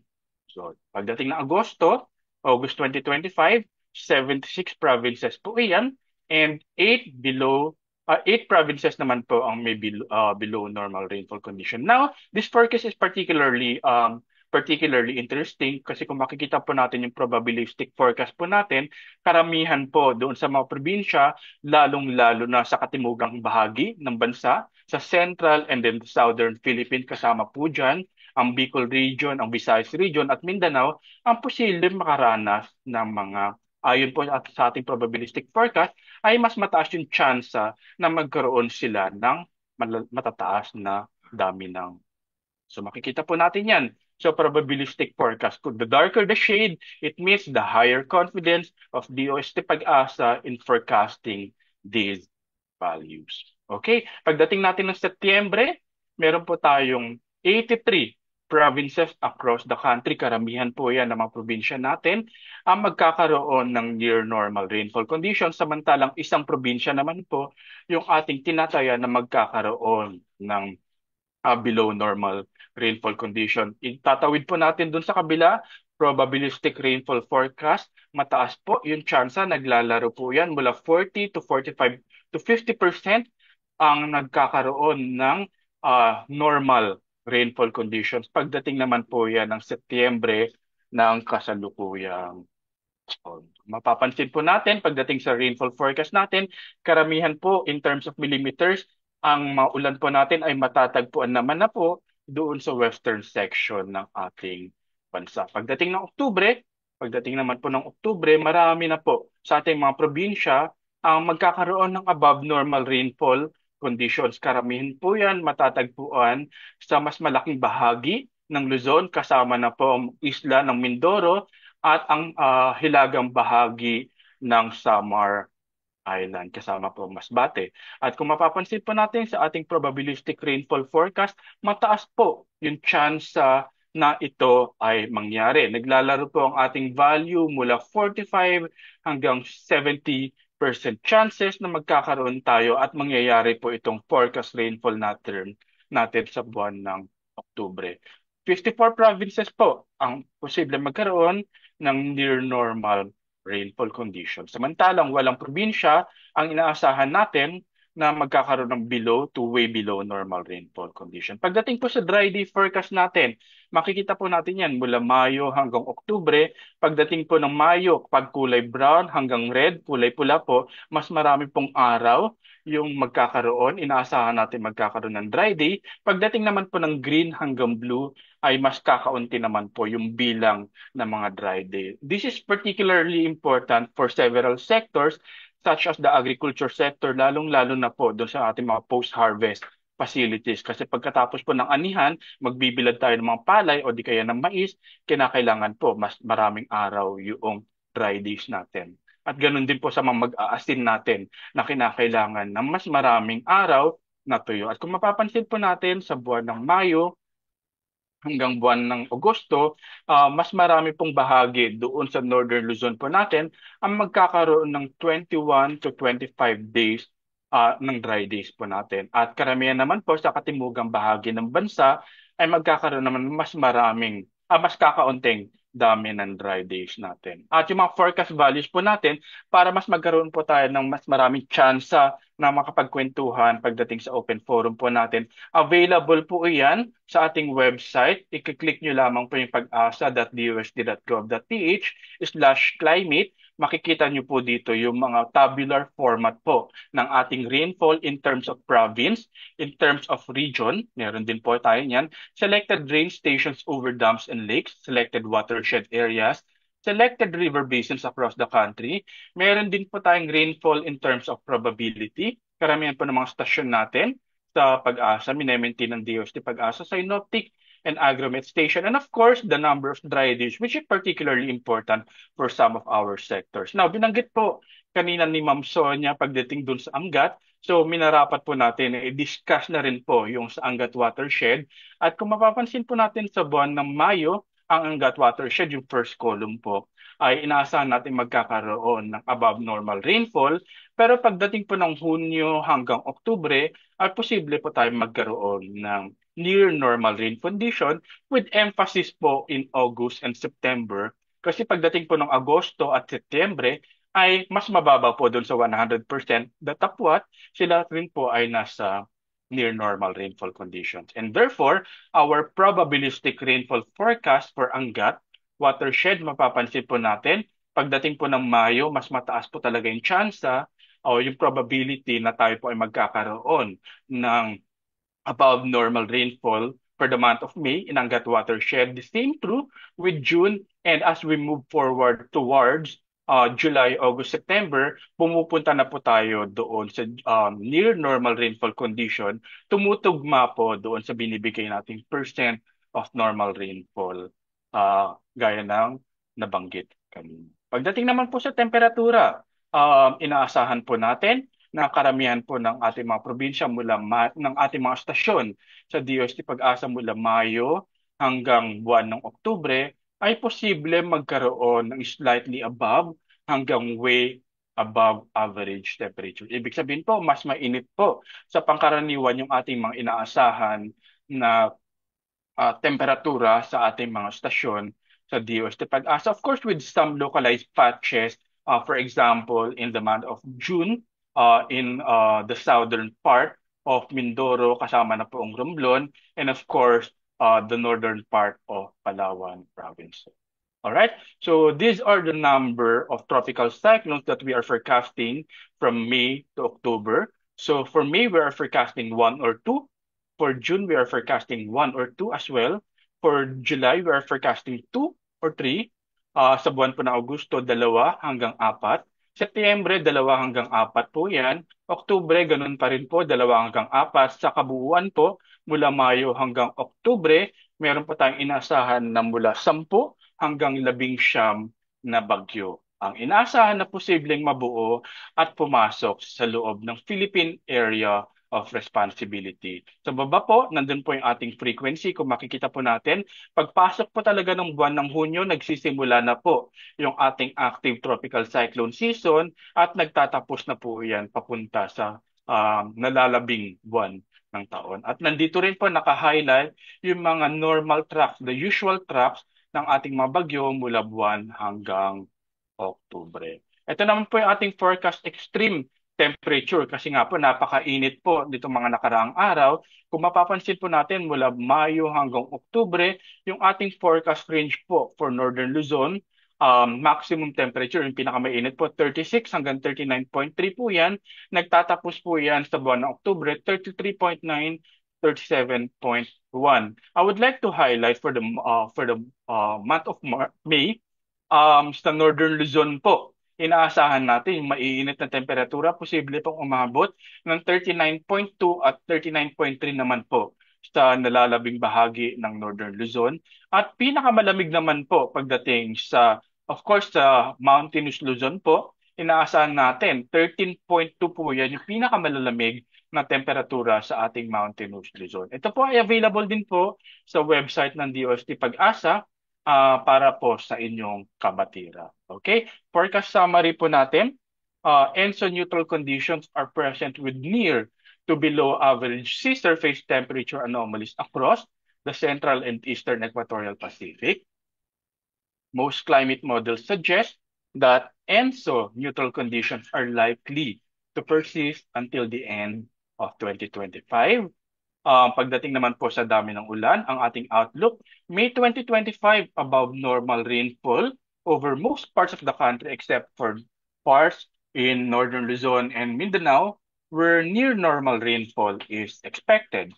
From June, July, August 2025, near normal rainfall in most areas with below normal rainfall conditions in Northern Luzon. For September 2025, predominantly near normal rainfall except for Camarines Sur. Ito po yung nabanggit nating nag-iisang probinsya kanina, where below normal rainfall is anticipated, while in October 2025, we are expecting near to above normal rainfall conditions across the country. When it comes to tropical cyclone frequency, we are expecting 10 to 19 mula 10 hanggang 19 na bagyo ang posibleng mabuo o pumasok sa loob ng Philippine Area Responsibility mula sa buwan ng Mayo hanggang buwan ng Oktubre.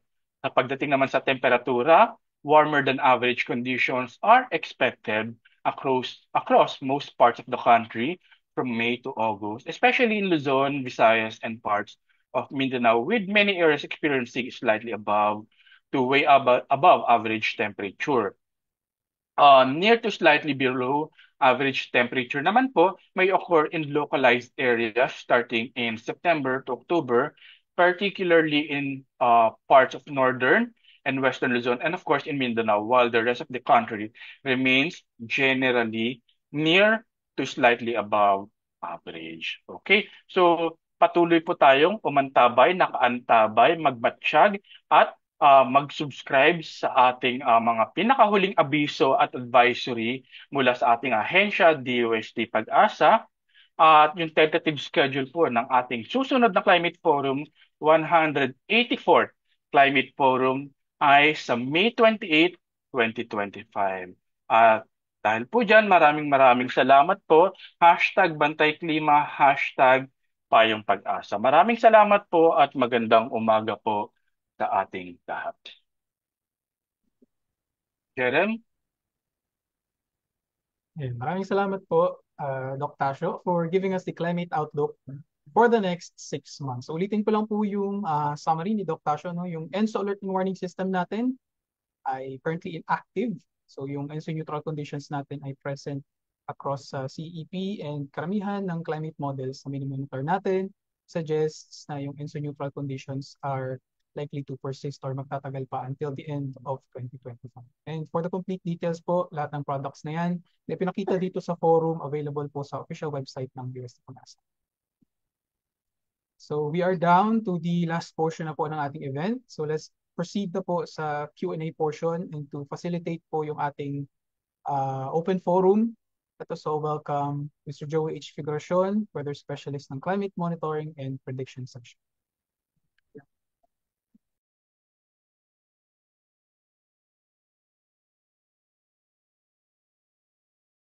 Good morning. Good morning po sa lahat. So to facilitate po ng ating open forum, ito po yung pagkakataon para i-raise niyo po ang inyong concern o yung clarification po para sa ating mga na present, no, ng mga topics, no. So ito po yung ating na present. I-share ko lang po muna.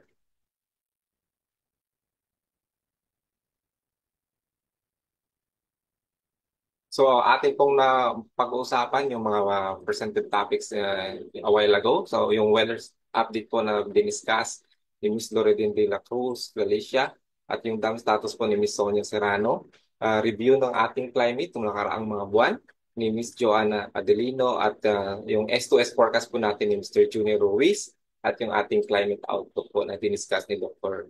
Joseph Vasconcelio. As of now po wala tayong mayroon tayong isang nakalap na tanong, pero bago po yan ay pwede pong mag-raise live po sa ating FB or rather sa ating Zoom room ang ating pong gustong mga participant na gusto po magtanong. So maaari po kayo mag-raise ng inyong mga virtual hands kung meron po kayong katanungan. Questions? Okay, so punta na po siguro natin yung na-collect nating tanong sa ating mga social media accounts at maging dito sa ating YouTube channel. Nakikita niyo po at dito sa ating so may tanong po tayo mula sa Facebook, no? Mula kay Mr. Miguel Elento. So ang tanong niya po, how will our current ENSO condition, which is ENSO neutral, no? Tulad na discuss ni Dr. Joseph, affect our upcoming rainy season, like yung southwest monsoon activity na po as predicted? Dr. Tasio? Okay, maraming salamat, Joey. Sir Joey. And of course, maraming salamat, Miguel Elento, sa pag-antabay sa ating Facebook page, and of course for our 183rd Climate Forum. Sir Joey, can you please, next slide na lang po. Alright. And then, kung sakali pwedeng palakihan yung ating slide.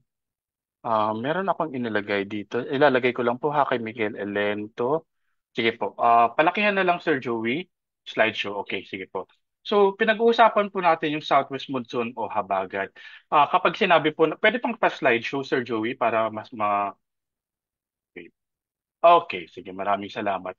Kapag sinabi po nating ENSO neutral condition, the typical condition associated with this phase of ENSO, meron po tayong tinatawag na warmer sea surface temperatures over the Philippine Sea. Ito po yung bahagi ng karagatang Pasipiko na nasa kanlurang bahagi ng ating bansa, nasa Philippine Sea po yan. At kadalasan naman po kapag ENSO neutral conditions pa rin, ay mas malamig po na ang ating karagatan doon sa Central and Eastern Equatorial Pacific, bagamat hindi po ito sobrang lamig na tumatawid doon sa tinatawag nating La Nina threshold. At dahil po doon, yung takbo po ng hangin mula doon sa mas malamig na bahagi ng karagatan, it is drawn towards the warmer sea surface temperature over the Philippine Sea. And therefore, that causes the rising air. Nagkakaroon po ng mga convection. Nagkakaroon po ng convection, kaya nagkakaroon pa rin po ng mga pag-ulan, lalong-lalo na sa buwan ng June, July, August. Okay? So it is normal that we are experiencing normal rainfall condition. At gaya po ng ating pagtataya sa panahon, normal po karamihan yung ating mga ulan mula buwan ng Hunyo hanggang buwan ng Setyembre. Malinaw po yan doon. Now, what about the presence of habagat naman po?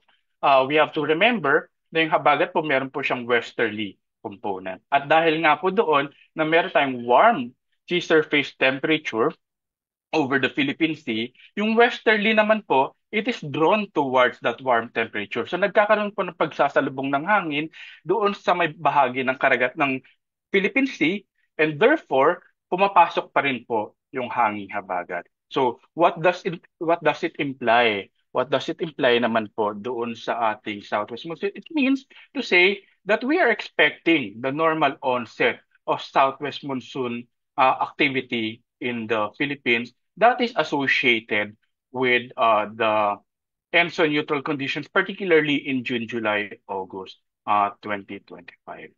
Yun po. Maraming salamat. Okay, thank you so much, Doc Tasio, sa pagsagot. Sana nasagot po ang katanungan ng ating participant from Mr. Elento. So kung mayroon pong additional na comment or may-ari pong mag-raise ng yung mga virtual hands, ang ating mga other expert from Pag-asa. Or actually may additional na akong clarification or question. With this forecast with our forecast na ENSO neutral tayo in the coming months, nakikita ba natin yung forecast natin na 10 to 19 na PC? Nasa sakto lang ba ito or above normal? Or anong natin makikita? Okay. Maraming salamat. Okay. Maraming salamat po doon, Sir Joey, sa pagka-clarify as regards to the number of tropical cyclone passages or development in the Philippine Area of Responsibility. This for the month of June, July, August, we're expecting near normal rainfall, near normal tropical cyclone number. And when it comes to the latter part of the season, particularly in September, October, now we are expecting near to above normal number of tropical cyclones.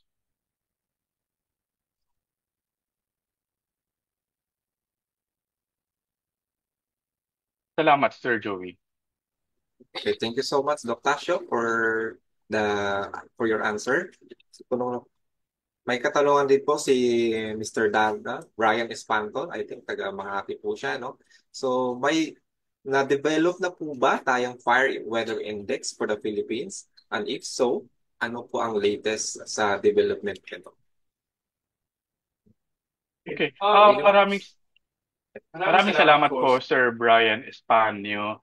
This is a question via the group chat, in the chat box in our Zoom. May na-develop na po ba na fire weather index for the Philippines? Actually, there is a fire hazard index developed for the Southeast Asian region, and it is available via website in the ASEAN Specialized Meteorological Center. I-click niyo po yan. It is associated with the haze that was experienced few years back particularly in the southern part of the Southeast Asian region. And because of that initiative coming from the ASEAN Specialized Meteorological Center, nagkaroon po ng mga pag-uusap yung ating mga ahensya pagdating sa the development po ng Far Weather Index natin sa Pilipinas. At kasalukuyan po ay ito pa rin ay nasa stage ng development po natin ng Far Weather Index. Salamat po.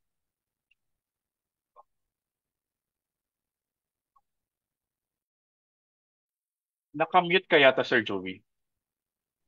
Okay. Thank you so much, Doc Tasha, for that for answering that question. Sorry, Sir Brian, no? Sir Brian Espanya po pala. Okay, so far po wala na tayong other questions. Kung mayroon mga katanungan pa po, maaari po kami mag-raise ng iyong virtual hands. Okay, meron pang nadagdag from Kalasag, no? ART.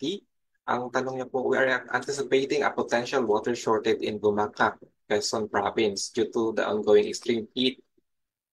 Are we anticipating, yun po siguro ang tanong niya, kung inaasahan ba natin daw po magkaroon ng water shortage, particularly sa Gumaca, Quezon Province, dahil ngayon, ang panahon ngayon ay mainit naman talaga, ongoing yung extreme heat. Okay? Sa ating pong lecturer from the dam status, mayroon po kayong pwedeng ma-input for this question? Maraming salamat, Sir Joey. Pwede siguro next slide tayo. Okay. So ito po yung mapapansin natin, hinanda po natin yung comparison po natin ating forecast rainfall in terms of percent of normal and of course in terms of millimeter for the month of May, June, July 2025. The very reason for this, of course, we're expecting again rainfall pagdating na po noong sa ating habagat. So the shortage might be related, of course, with the current condition that is due to the high temperature. Kung makikita po natin yung Gumaca, Quezon, kasama na po dyan yung Bundok Peninsula sa probinsya ng Quezon. Pagdating po ng Mayo, Hunyo, at of course, Hulyo, from May, June, July, ay meron po tayong inaasahan na above normal rainfall sa Bundok Peninsula at meron din pong near normal rainfall at near normal rainfall pa rin po sa July 2025. So, kung magkakaroon po tayo ng water shortages ayon po sa ating pagtataya sa dami ng ulan in terms of percent of normal and in terms of millimeter, wala po tayong inaasahan na malakihang kabawasan ng ulan, tubig ulan sa Bundok Peninsula kasama na po dyan ang Gumaca, Quezon. Maraming salamat po doon sa katanungan. Itatawid ko na rin po Sir Joey, para doon sa kabatiran ng ating mga audience for this morning. Okay, now the first question would be on the southwest monsoon, particularly siguro ito yung sa wind direction. But the next question would be, what about the rainfall associated with habagat? Ano naman po yung kaalinsabay na dami ng ulan pagdating doon sa pagpasok ng hangin habagat? At kung normal bang papasok ang hangin habagat, bagamat wala tayong exact forecast as regards to the wind. Here we can see, pa-slideshow naman po, Sir Joey, para mas malaki po. Okay. Here we can see the direction, the pattern, the rainfall pattern associated with the month of May to July. Kung makikita po natin sa buwan ng May, malaki ang bahagi na po ng bansa ay makakatanggap po ng mga pag-ulan. Marami rin po dyan sa mga probinsyang yan, matatagpuan po doon sa Northern Luzon at sa kanlurang bahagi ng Luzon. Anong ibig sabihin po niyan? Pagpasok na po ng Mayo, posible na magkaroon tayo ng mga maitatalang pag-ulan doon sa kanlurang bahagi ng bansa.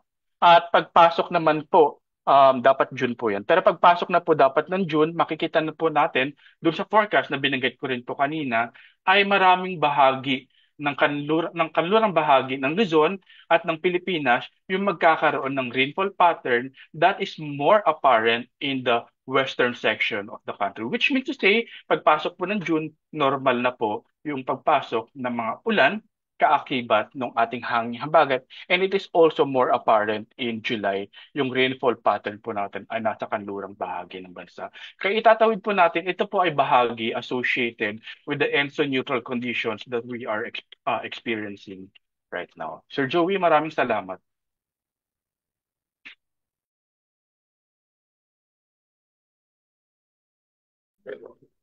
Thank you, Dr. Tasha, for that comprehensive answer the question of uh, Alasag, no? ART.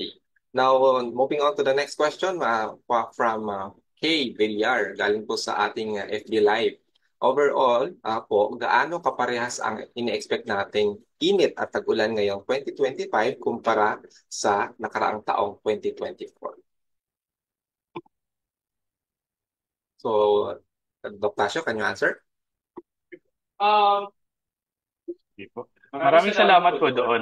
Babalikan po natin yung ating babalikan po natin babalikan po natin yung ating kalagayan ng ENSO. The ENSO status last year. The ENSO status last year is we are in La Nina condition. And during June, July, August nga po, kapag panahon po 'yan ng La Nina condition during 2024, mas nababawasan po yung ating mga pag-ulan. And eventually, nagkakaroon po ng mas maraming pag-ulan pagdating doon sa huling bahagi ng taon. Ito po yung tinatawag nating seasonal reversal. It is associated with La Nina condition. So therefore, yung atin pong inaasahang ulan ngayon for May, June, July, ito po ay near normal rainfall condition as compared to last year na mas marami po tayo na italang mga probinsya na nagkaroon ng kabawasan ng pag-ulan. Pagdating naman po doon sa ating tag-init, lalong-lalo na po sa buwan ng Mayo, ano po kasi napaka-importante, patawid pa lang po tayo doon sa tagtuyo na inasa natin, the dry condition that was discussed earlier.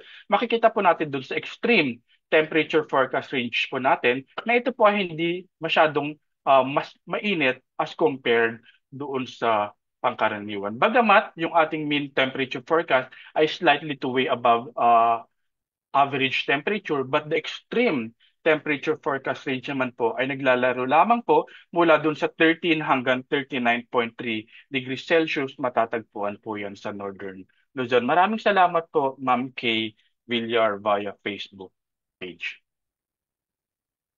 Okay, maraming salamat po, Tasha and Miss Kay. At sunod po na tanong ay from sa FB Live pa rin, no? Can I ask? Yeah, yes ma'am, go ahead po.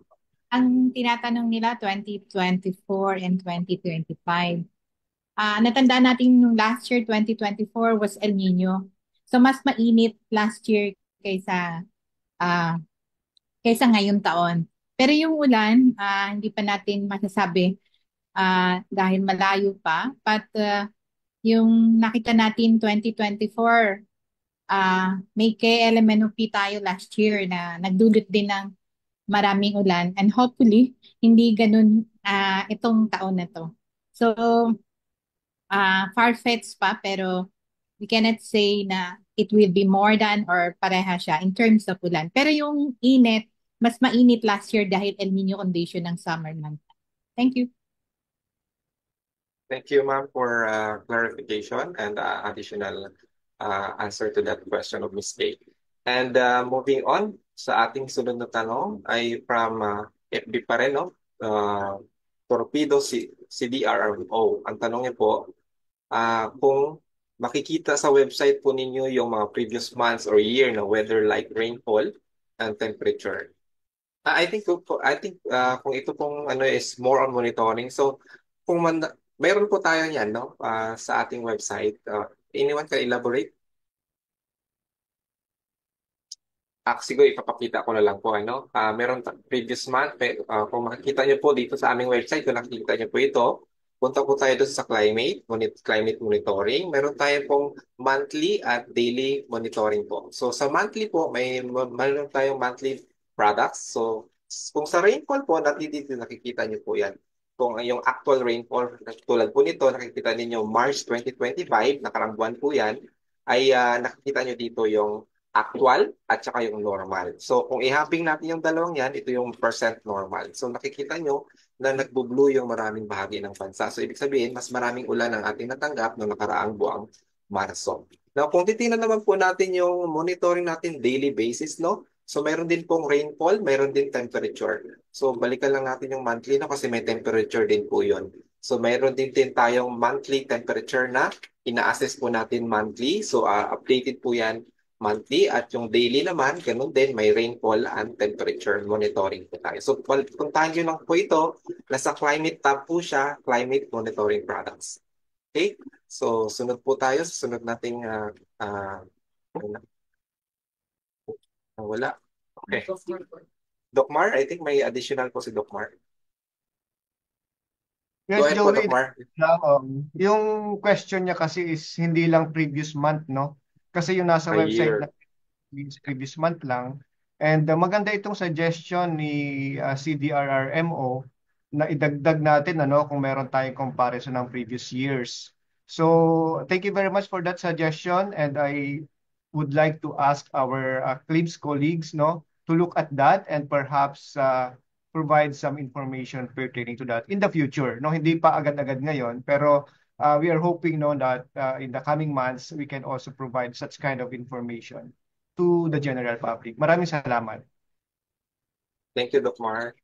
Okay, moving on sa ating sunod po na tanong ay mula po I think last na po yan, no? So kung mayroon pa pong suggestion o may suggestion si Sir Brian Espanyol ulit dito sa may ating Zoom chat, no? Suggestion po niya doon sa portal ng heat index sa website ng Pag-asa po ay posible po kaya na pwede ang gamitin ay model para sa prediction like yung sa prediction ay sa WAR po ng Pag-asa or other than ECMWF. May additional ba dito na sagot si from IAS po? Any representative from IAS?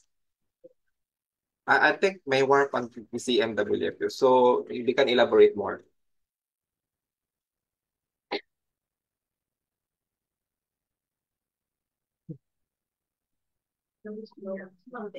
Ma'am Bell, Hello po. can you... Narinig na po ba ako? Yes, ma'am. Yes, ma'am. Okay. Paulit lang po ng tanong. Ang niya po, ang suggestion niya po daw is doon sa heat index natin sa portal natin, no, sa website, yung forecast natin. Posible daw po ba na pwedeng gamitin yung model ng prediction natin in terms of heat index, like yung sa WAR po ng Pag-asa other than ECMWF? Okay. So, thank you po sa question. No? So, ibig sabihin po, aware po kayo sa ating bagong ini-issue na heat index forecast o yung ating iHeat map kung saan nagbibigay po tayo ng 5-day heat index forecast using po yung models na ginagamit natin, yung ECMWF. Ngayon, when it comes to kung pwede natin gamitin yung ating WARP or yung iba pa po, so we will work on this together with the other research and development division and also with other weather forecasting para po mas ma-improve natin. So for now po, since publish pa lang po natin ito, so we're still improving. So in the coming days po, in the coming weeks, makikita po natin yung improvement. And since nag-i-issue naman po si Pag-asa ng heat index from March up to June 30, so makakaasa po tayo na mas may improve pa po natin. Thank you. Okay, thank you, Ma'am Bell, for clarification. So, I think wala na tayong nakikitang mga tanong dito. Any additional na lang po siguro, Doc Lasio? Okay, maraming salamat, Sir Joey. We welcome that suggestion. Salamat po din, Doc Mar, Dr. Villafuerte, for recognizing that there's a need for us to showcase the previous analysis of our temperature and, of course, rainfall coming from our CDRRMO, si Mr. Torpedo, via Facebook Live. So please allow me, Sir Joey, to share some of the tools that we have already developed as regard to this question. Salamat po ha, para sa kabatiran na rin po ng ating mga kasamahan. Although, of course, we're still going to develop this tool. So mapapansin niyo po, kung pupunta po kayo dun sa CCM, Southeast Asia Climate Monitoring, in East Asia, Southeast Asia.pagasa.DOST.gov.ph, meron po diyang buwan, kung ano po yung buwan na gusto nyo. Rainfall po yan, meron din pong temperature. So kung halimbawa po, gaya po na nabanggit ko kanina, halimbawa gusto nyo po ng 2024-06, so that would mean June 2024 last year. Ito po yung rainfall anomaly natin last year, and meron din po, of course, sa temperature. Of course, these are based from large-scale climate data set, and we are going to improve. Well noted po yung inyong suggestion. Ipapakita din po natin based naman po sa data set ng DOST Pag-asa. But for the purpose of brevity and us answering the need as we speak, nandito po yan. Ganyan din po yung binanggit ni Ma'am Telma kanina as regard to the comparison last year, gaya po na nabanggit ko kanina. For halimbawa po, one po yan ng May, ito po yung sa May 2024, June 2024, and then of course, and so on, hanggang sa kasalukuyang buwan po. Ganon din po yan sa temperature, si surface temperature analysis po natin for the month of March, dahil hindi pa naman po tapos yung April, and so on and so forth. You can use this website. Please click ccm.pagasa.dust.gov.ph. Maraming salamat, Sir Joey. Thank you din po, Kaksyo, for additional wise, no? From actually, available nga siya, pero hindi lang na-highlight, no? So, I think that ends our open forum kasi wala na tayo nakikitang any additional na lang po siguro kung mayroon pang ito-call na lang natin kung any comment, any clarification po from the Zoom room. Sa nagtatanong po ng mga materials mo, presentation materials for this forum, ay available po yan mamaya. Mayroon tayong ibibigay na feedback po. At kung kailangan din po kayo ng certificate of attendance, ay automatically ay maibibigay na po nito kung magsasubmit o magpa-participate po kayo ng aming survey. I think i-share natin ito sa room, no? Ito po yung survey link sa hindi po nakaka-access doon sa kanilang mga mobile, no? Kasi pwede na po ninyo i-scan ito using your mobile phones. So maraming salamat po ulit. Balik po sa ating MC, Jerem. Good morning po sa lahat. Yeah, maraming salamat po sa inyong mga questions, and I hope nasagot po ng ating mga Pag-asa climatologists, specialists yung inyong mga katanungan. And to give us po the closing remarks and to formally end our program, let us so welcome Ms. Telma A. Cinco, Weather Services Chief ng Climatology and Agro-Meteorology Division. Maraming salamat, Jerem, no? At maganda, on time tayo. So, magandang umaga pa rin, ano? So, but then, before that, I would like to acknowledge our Administrator, Dr. Nathaniel Servando, who's with us also, and Dr. Marcelino Villafuerte, our Deputy Administrator for R&D na Bulu. And salamat sa lahat ng partners natin, stakeholders and all participants in the Zoom. So we almost reached more than 198, no? So almost 200. But we also have more sa atin watching from FB Live to 90, as well as ang ating YouTube channel umabot ng 98. So maraming salamat sa mga ating parokyano. I would also like to start by thanking all of you, especially speakers, who provided valuable and very informative presentations which are important in planning and decision-making of climate-sensitive sectors. Lalo na ngayon, yung sensitive sa mainit na panahon. Kanina may nagtatanong yung weather index na FAR index, no? So, meron na tayong initial na conversation with the Bureau of Fire. So, hopefully we could also develop yung FAR index natin locally. We also want to thank mga ating kasamahan sa lahat ng PRSDs. Nandito din yung kasama si NCR Chief, si Sir Lawrence, at yung kasamahan sa NCR. Also Southern Luzon, si Sir Alan, at ang kasamahan. Northern Luzon as well, Visayas, and the Mindanao PRSD. And of course, to the group of claims who always lead in the conduct of this monthly climate forum. Ang current na OIC natin, si Mr. Juni Ruiz. Currently, si Miss Anna ay nasa Cambodia to attend the ASEAN POF, no? Climate forum din yun, pero hindi ASEAN. And of course, to our ICT group. In today's forum, we heard latest updates, no? Si Miss Lori. So maganda, wala tayong masyadong asahan sa susunod na linggo. ITCC lang at saka easterly, so that brings warmer condition. And also, status ng major dams natin na ibigay ni Sonia. Nakita natin ang mga dams natin near normal to within the rule code. Although yung Pantabangan below the rule code, pero sa forecast natin is uh, magano din siya, no, to near normal. So in terms of the review of climate conditions, so nakita natin January to April, wala pa tayong bagyo. But sa nakita natin kanina forecast ni Doc Tasio ay pwede pa tayo magkaroon ng 19 na 10 to 19 na bagyo sa susunod na mga buwan, no? So ang tanong kanina kung ito ba ma-achieve natin, ano, 19 to 20 normal natin, but nakita natin as of April wala pa tayong mga bagyo. And we already yung sa ating kanina naibigay ni Joanne yung review as well as nakita natin na 39.9 na yung highest na maximum temperature na naano natin. Pero pinakita ni Sir Juni na for the next week or mainit pa rin. Pero first week of May, medyo pakupay yung init. But hopefully, yung ating forecast ay ganun. But the MGO ay weak siya and with less cloudiness, mas mainit.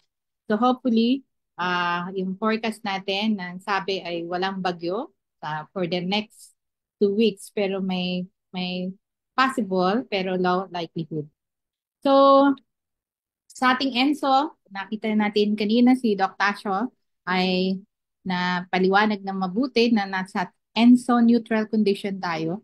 So, ang sabi niya kanina ay normal yung magiging asahan natin during the southwest monsoon. So, ano bang normal natin? So, dapat ano natin ay maulan din, ano?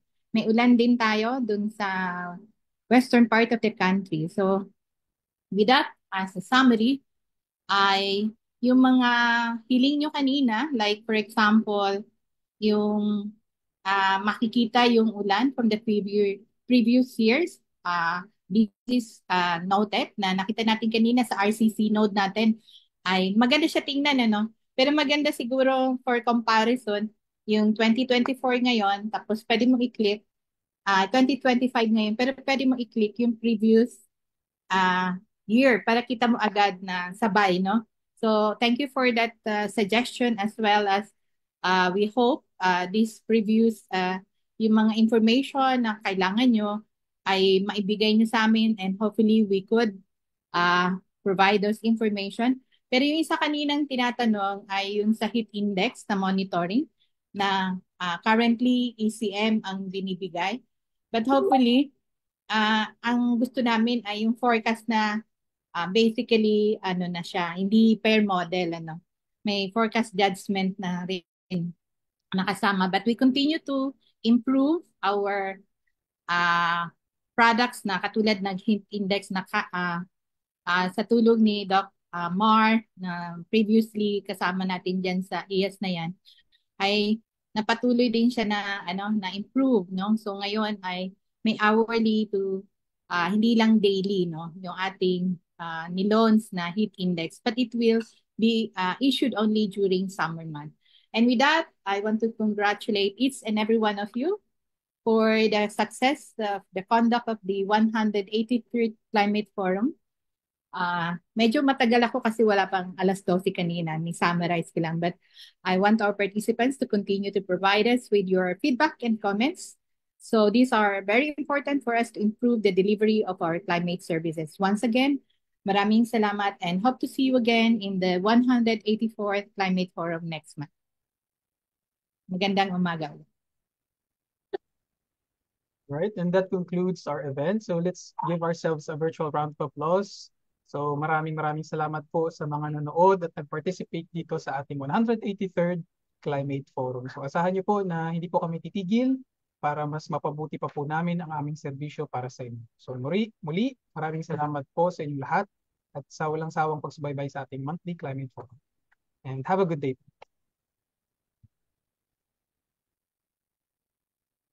Bye.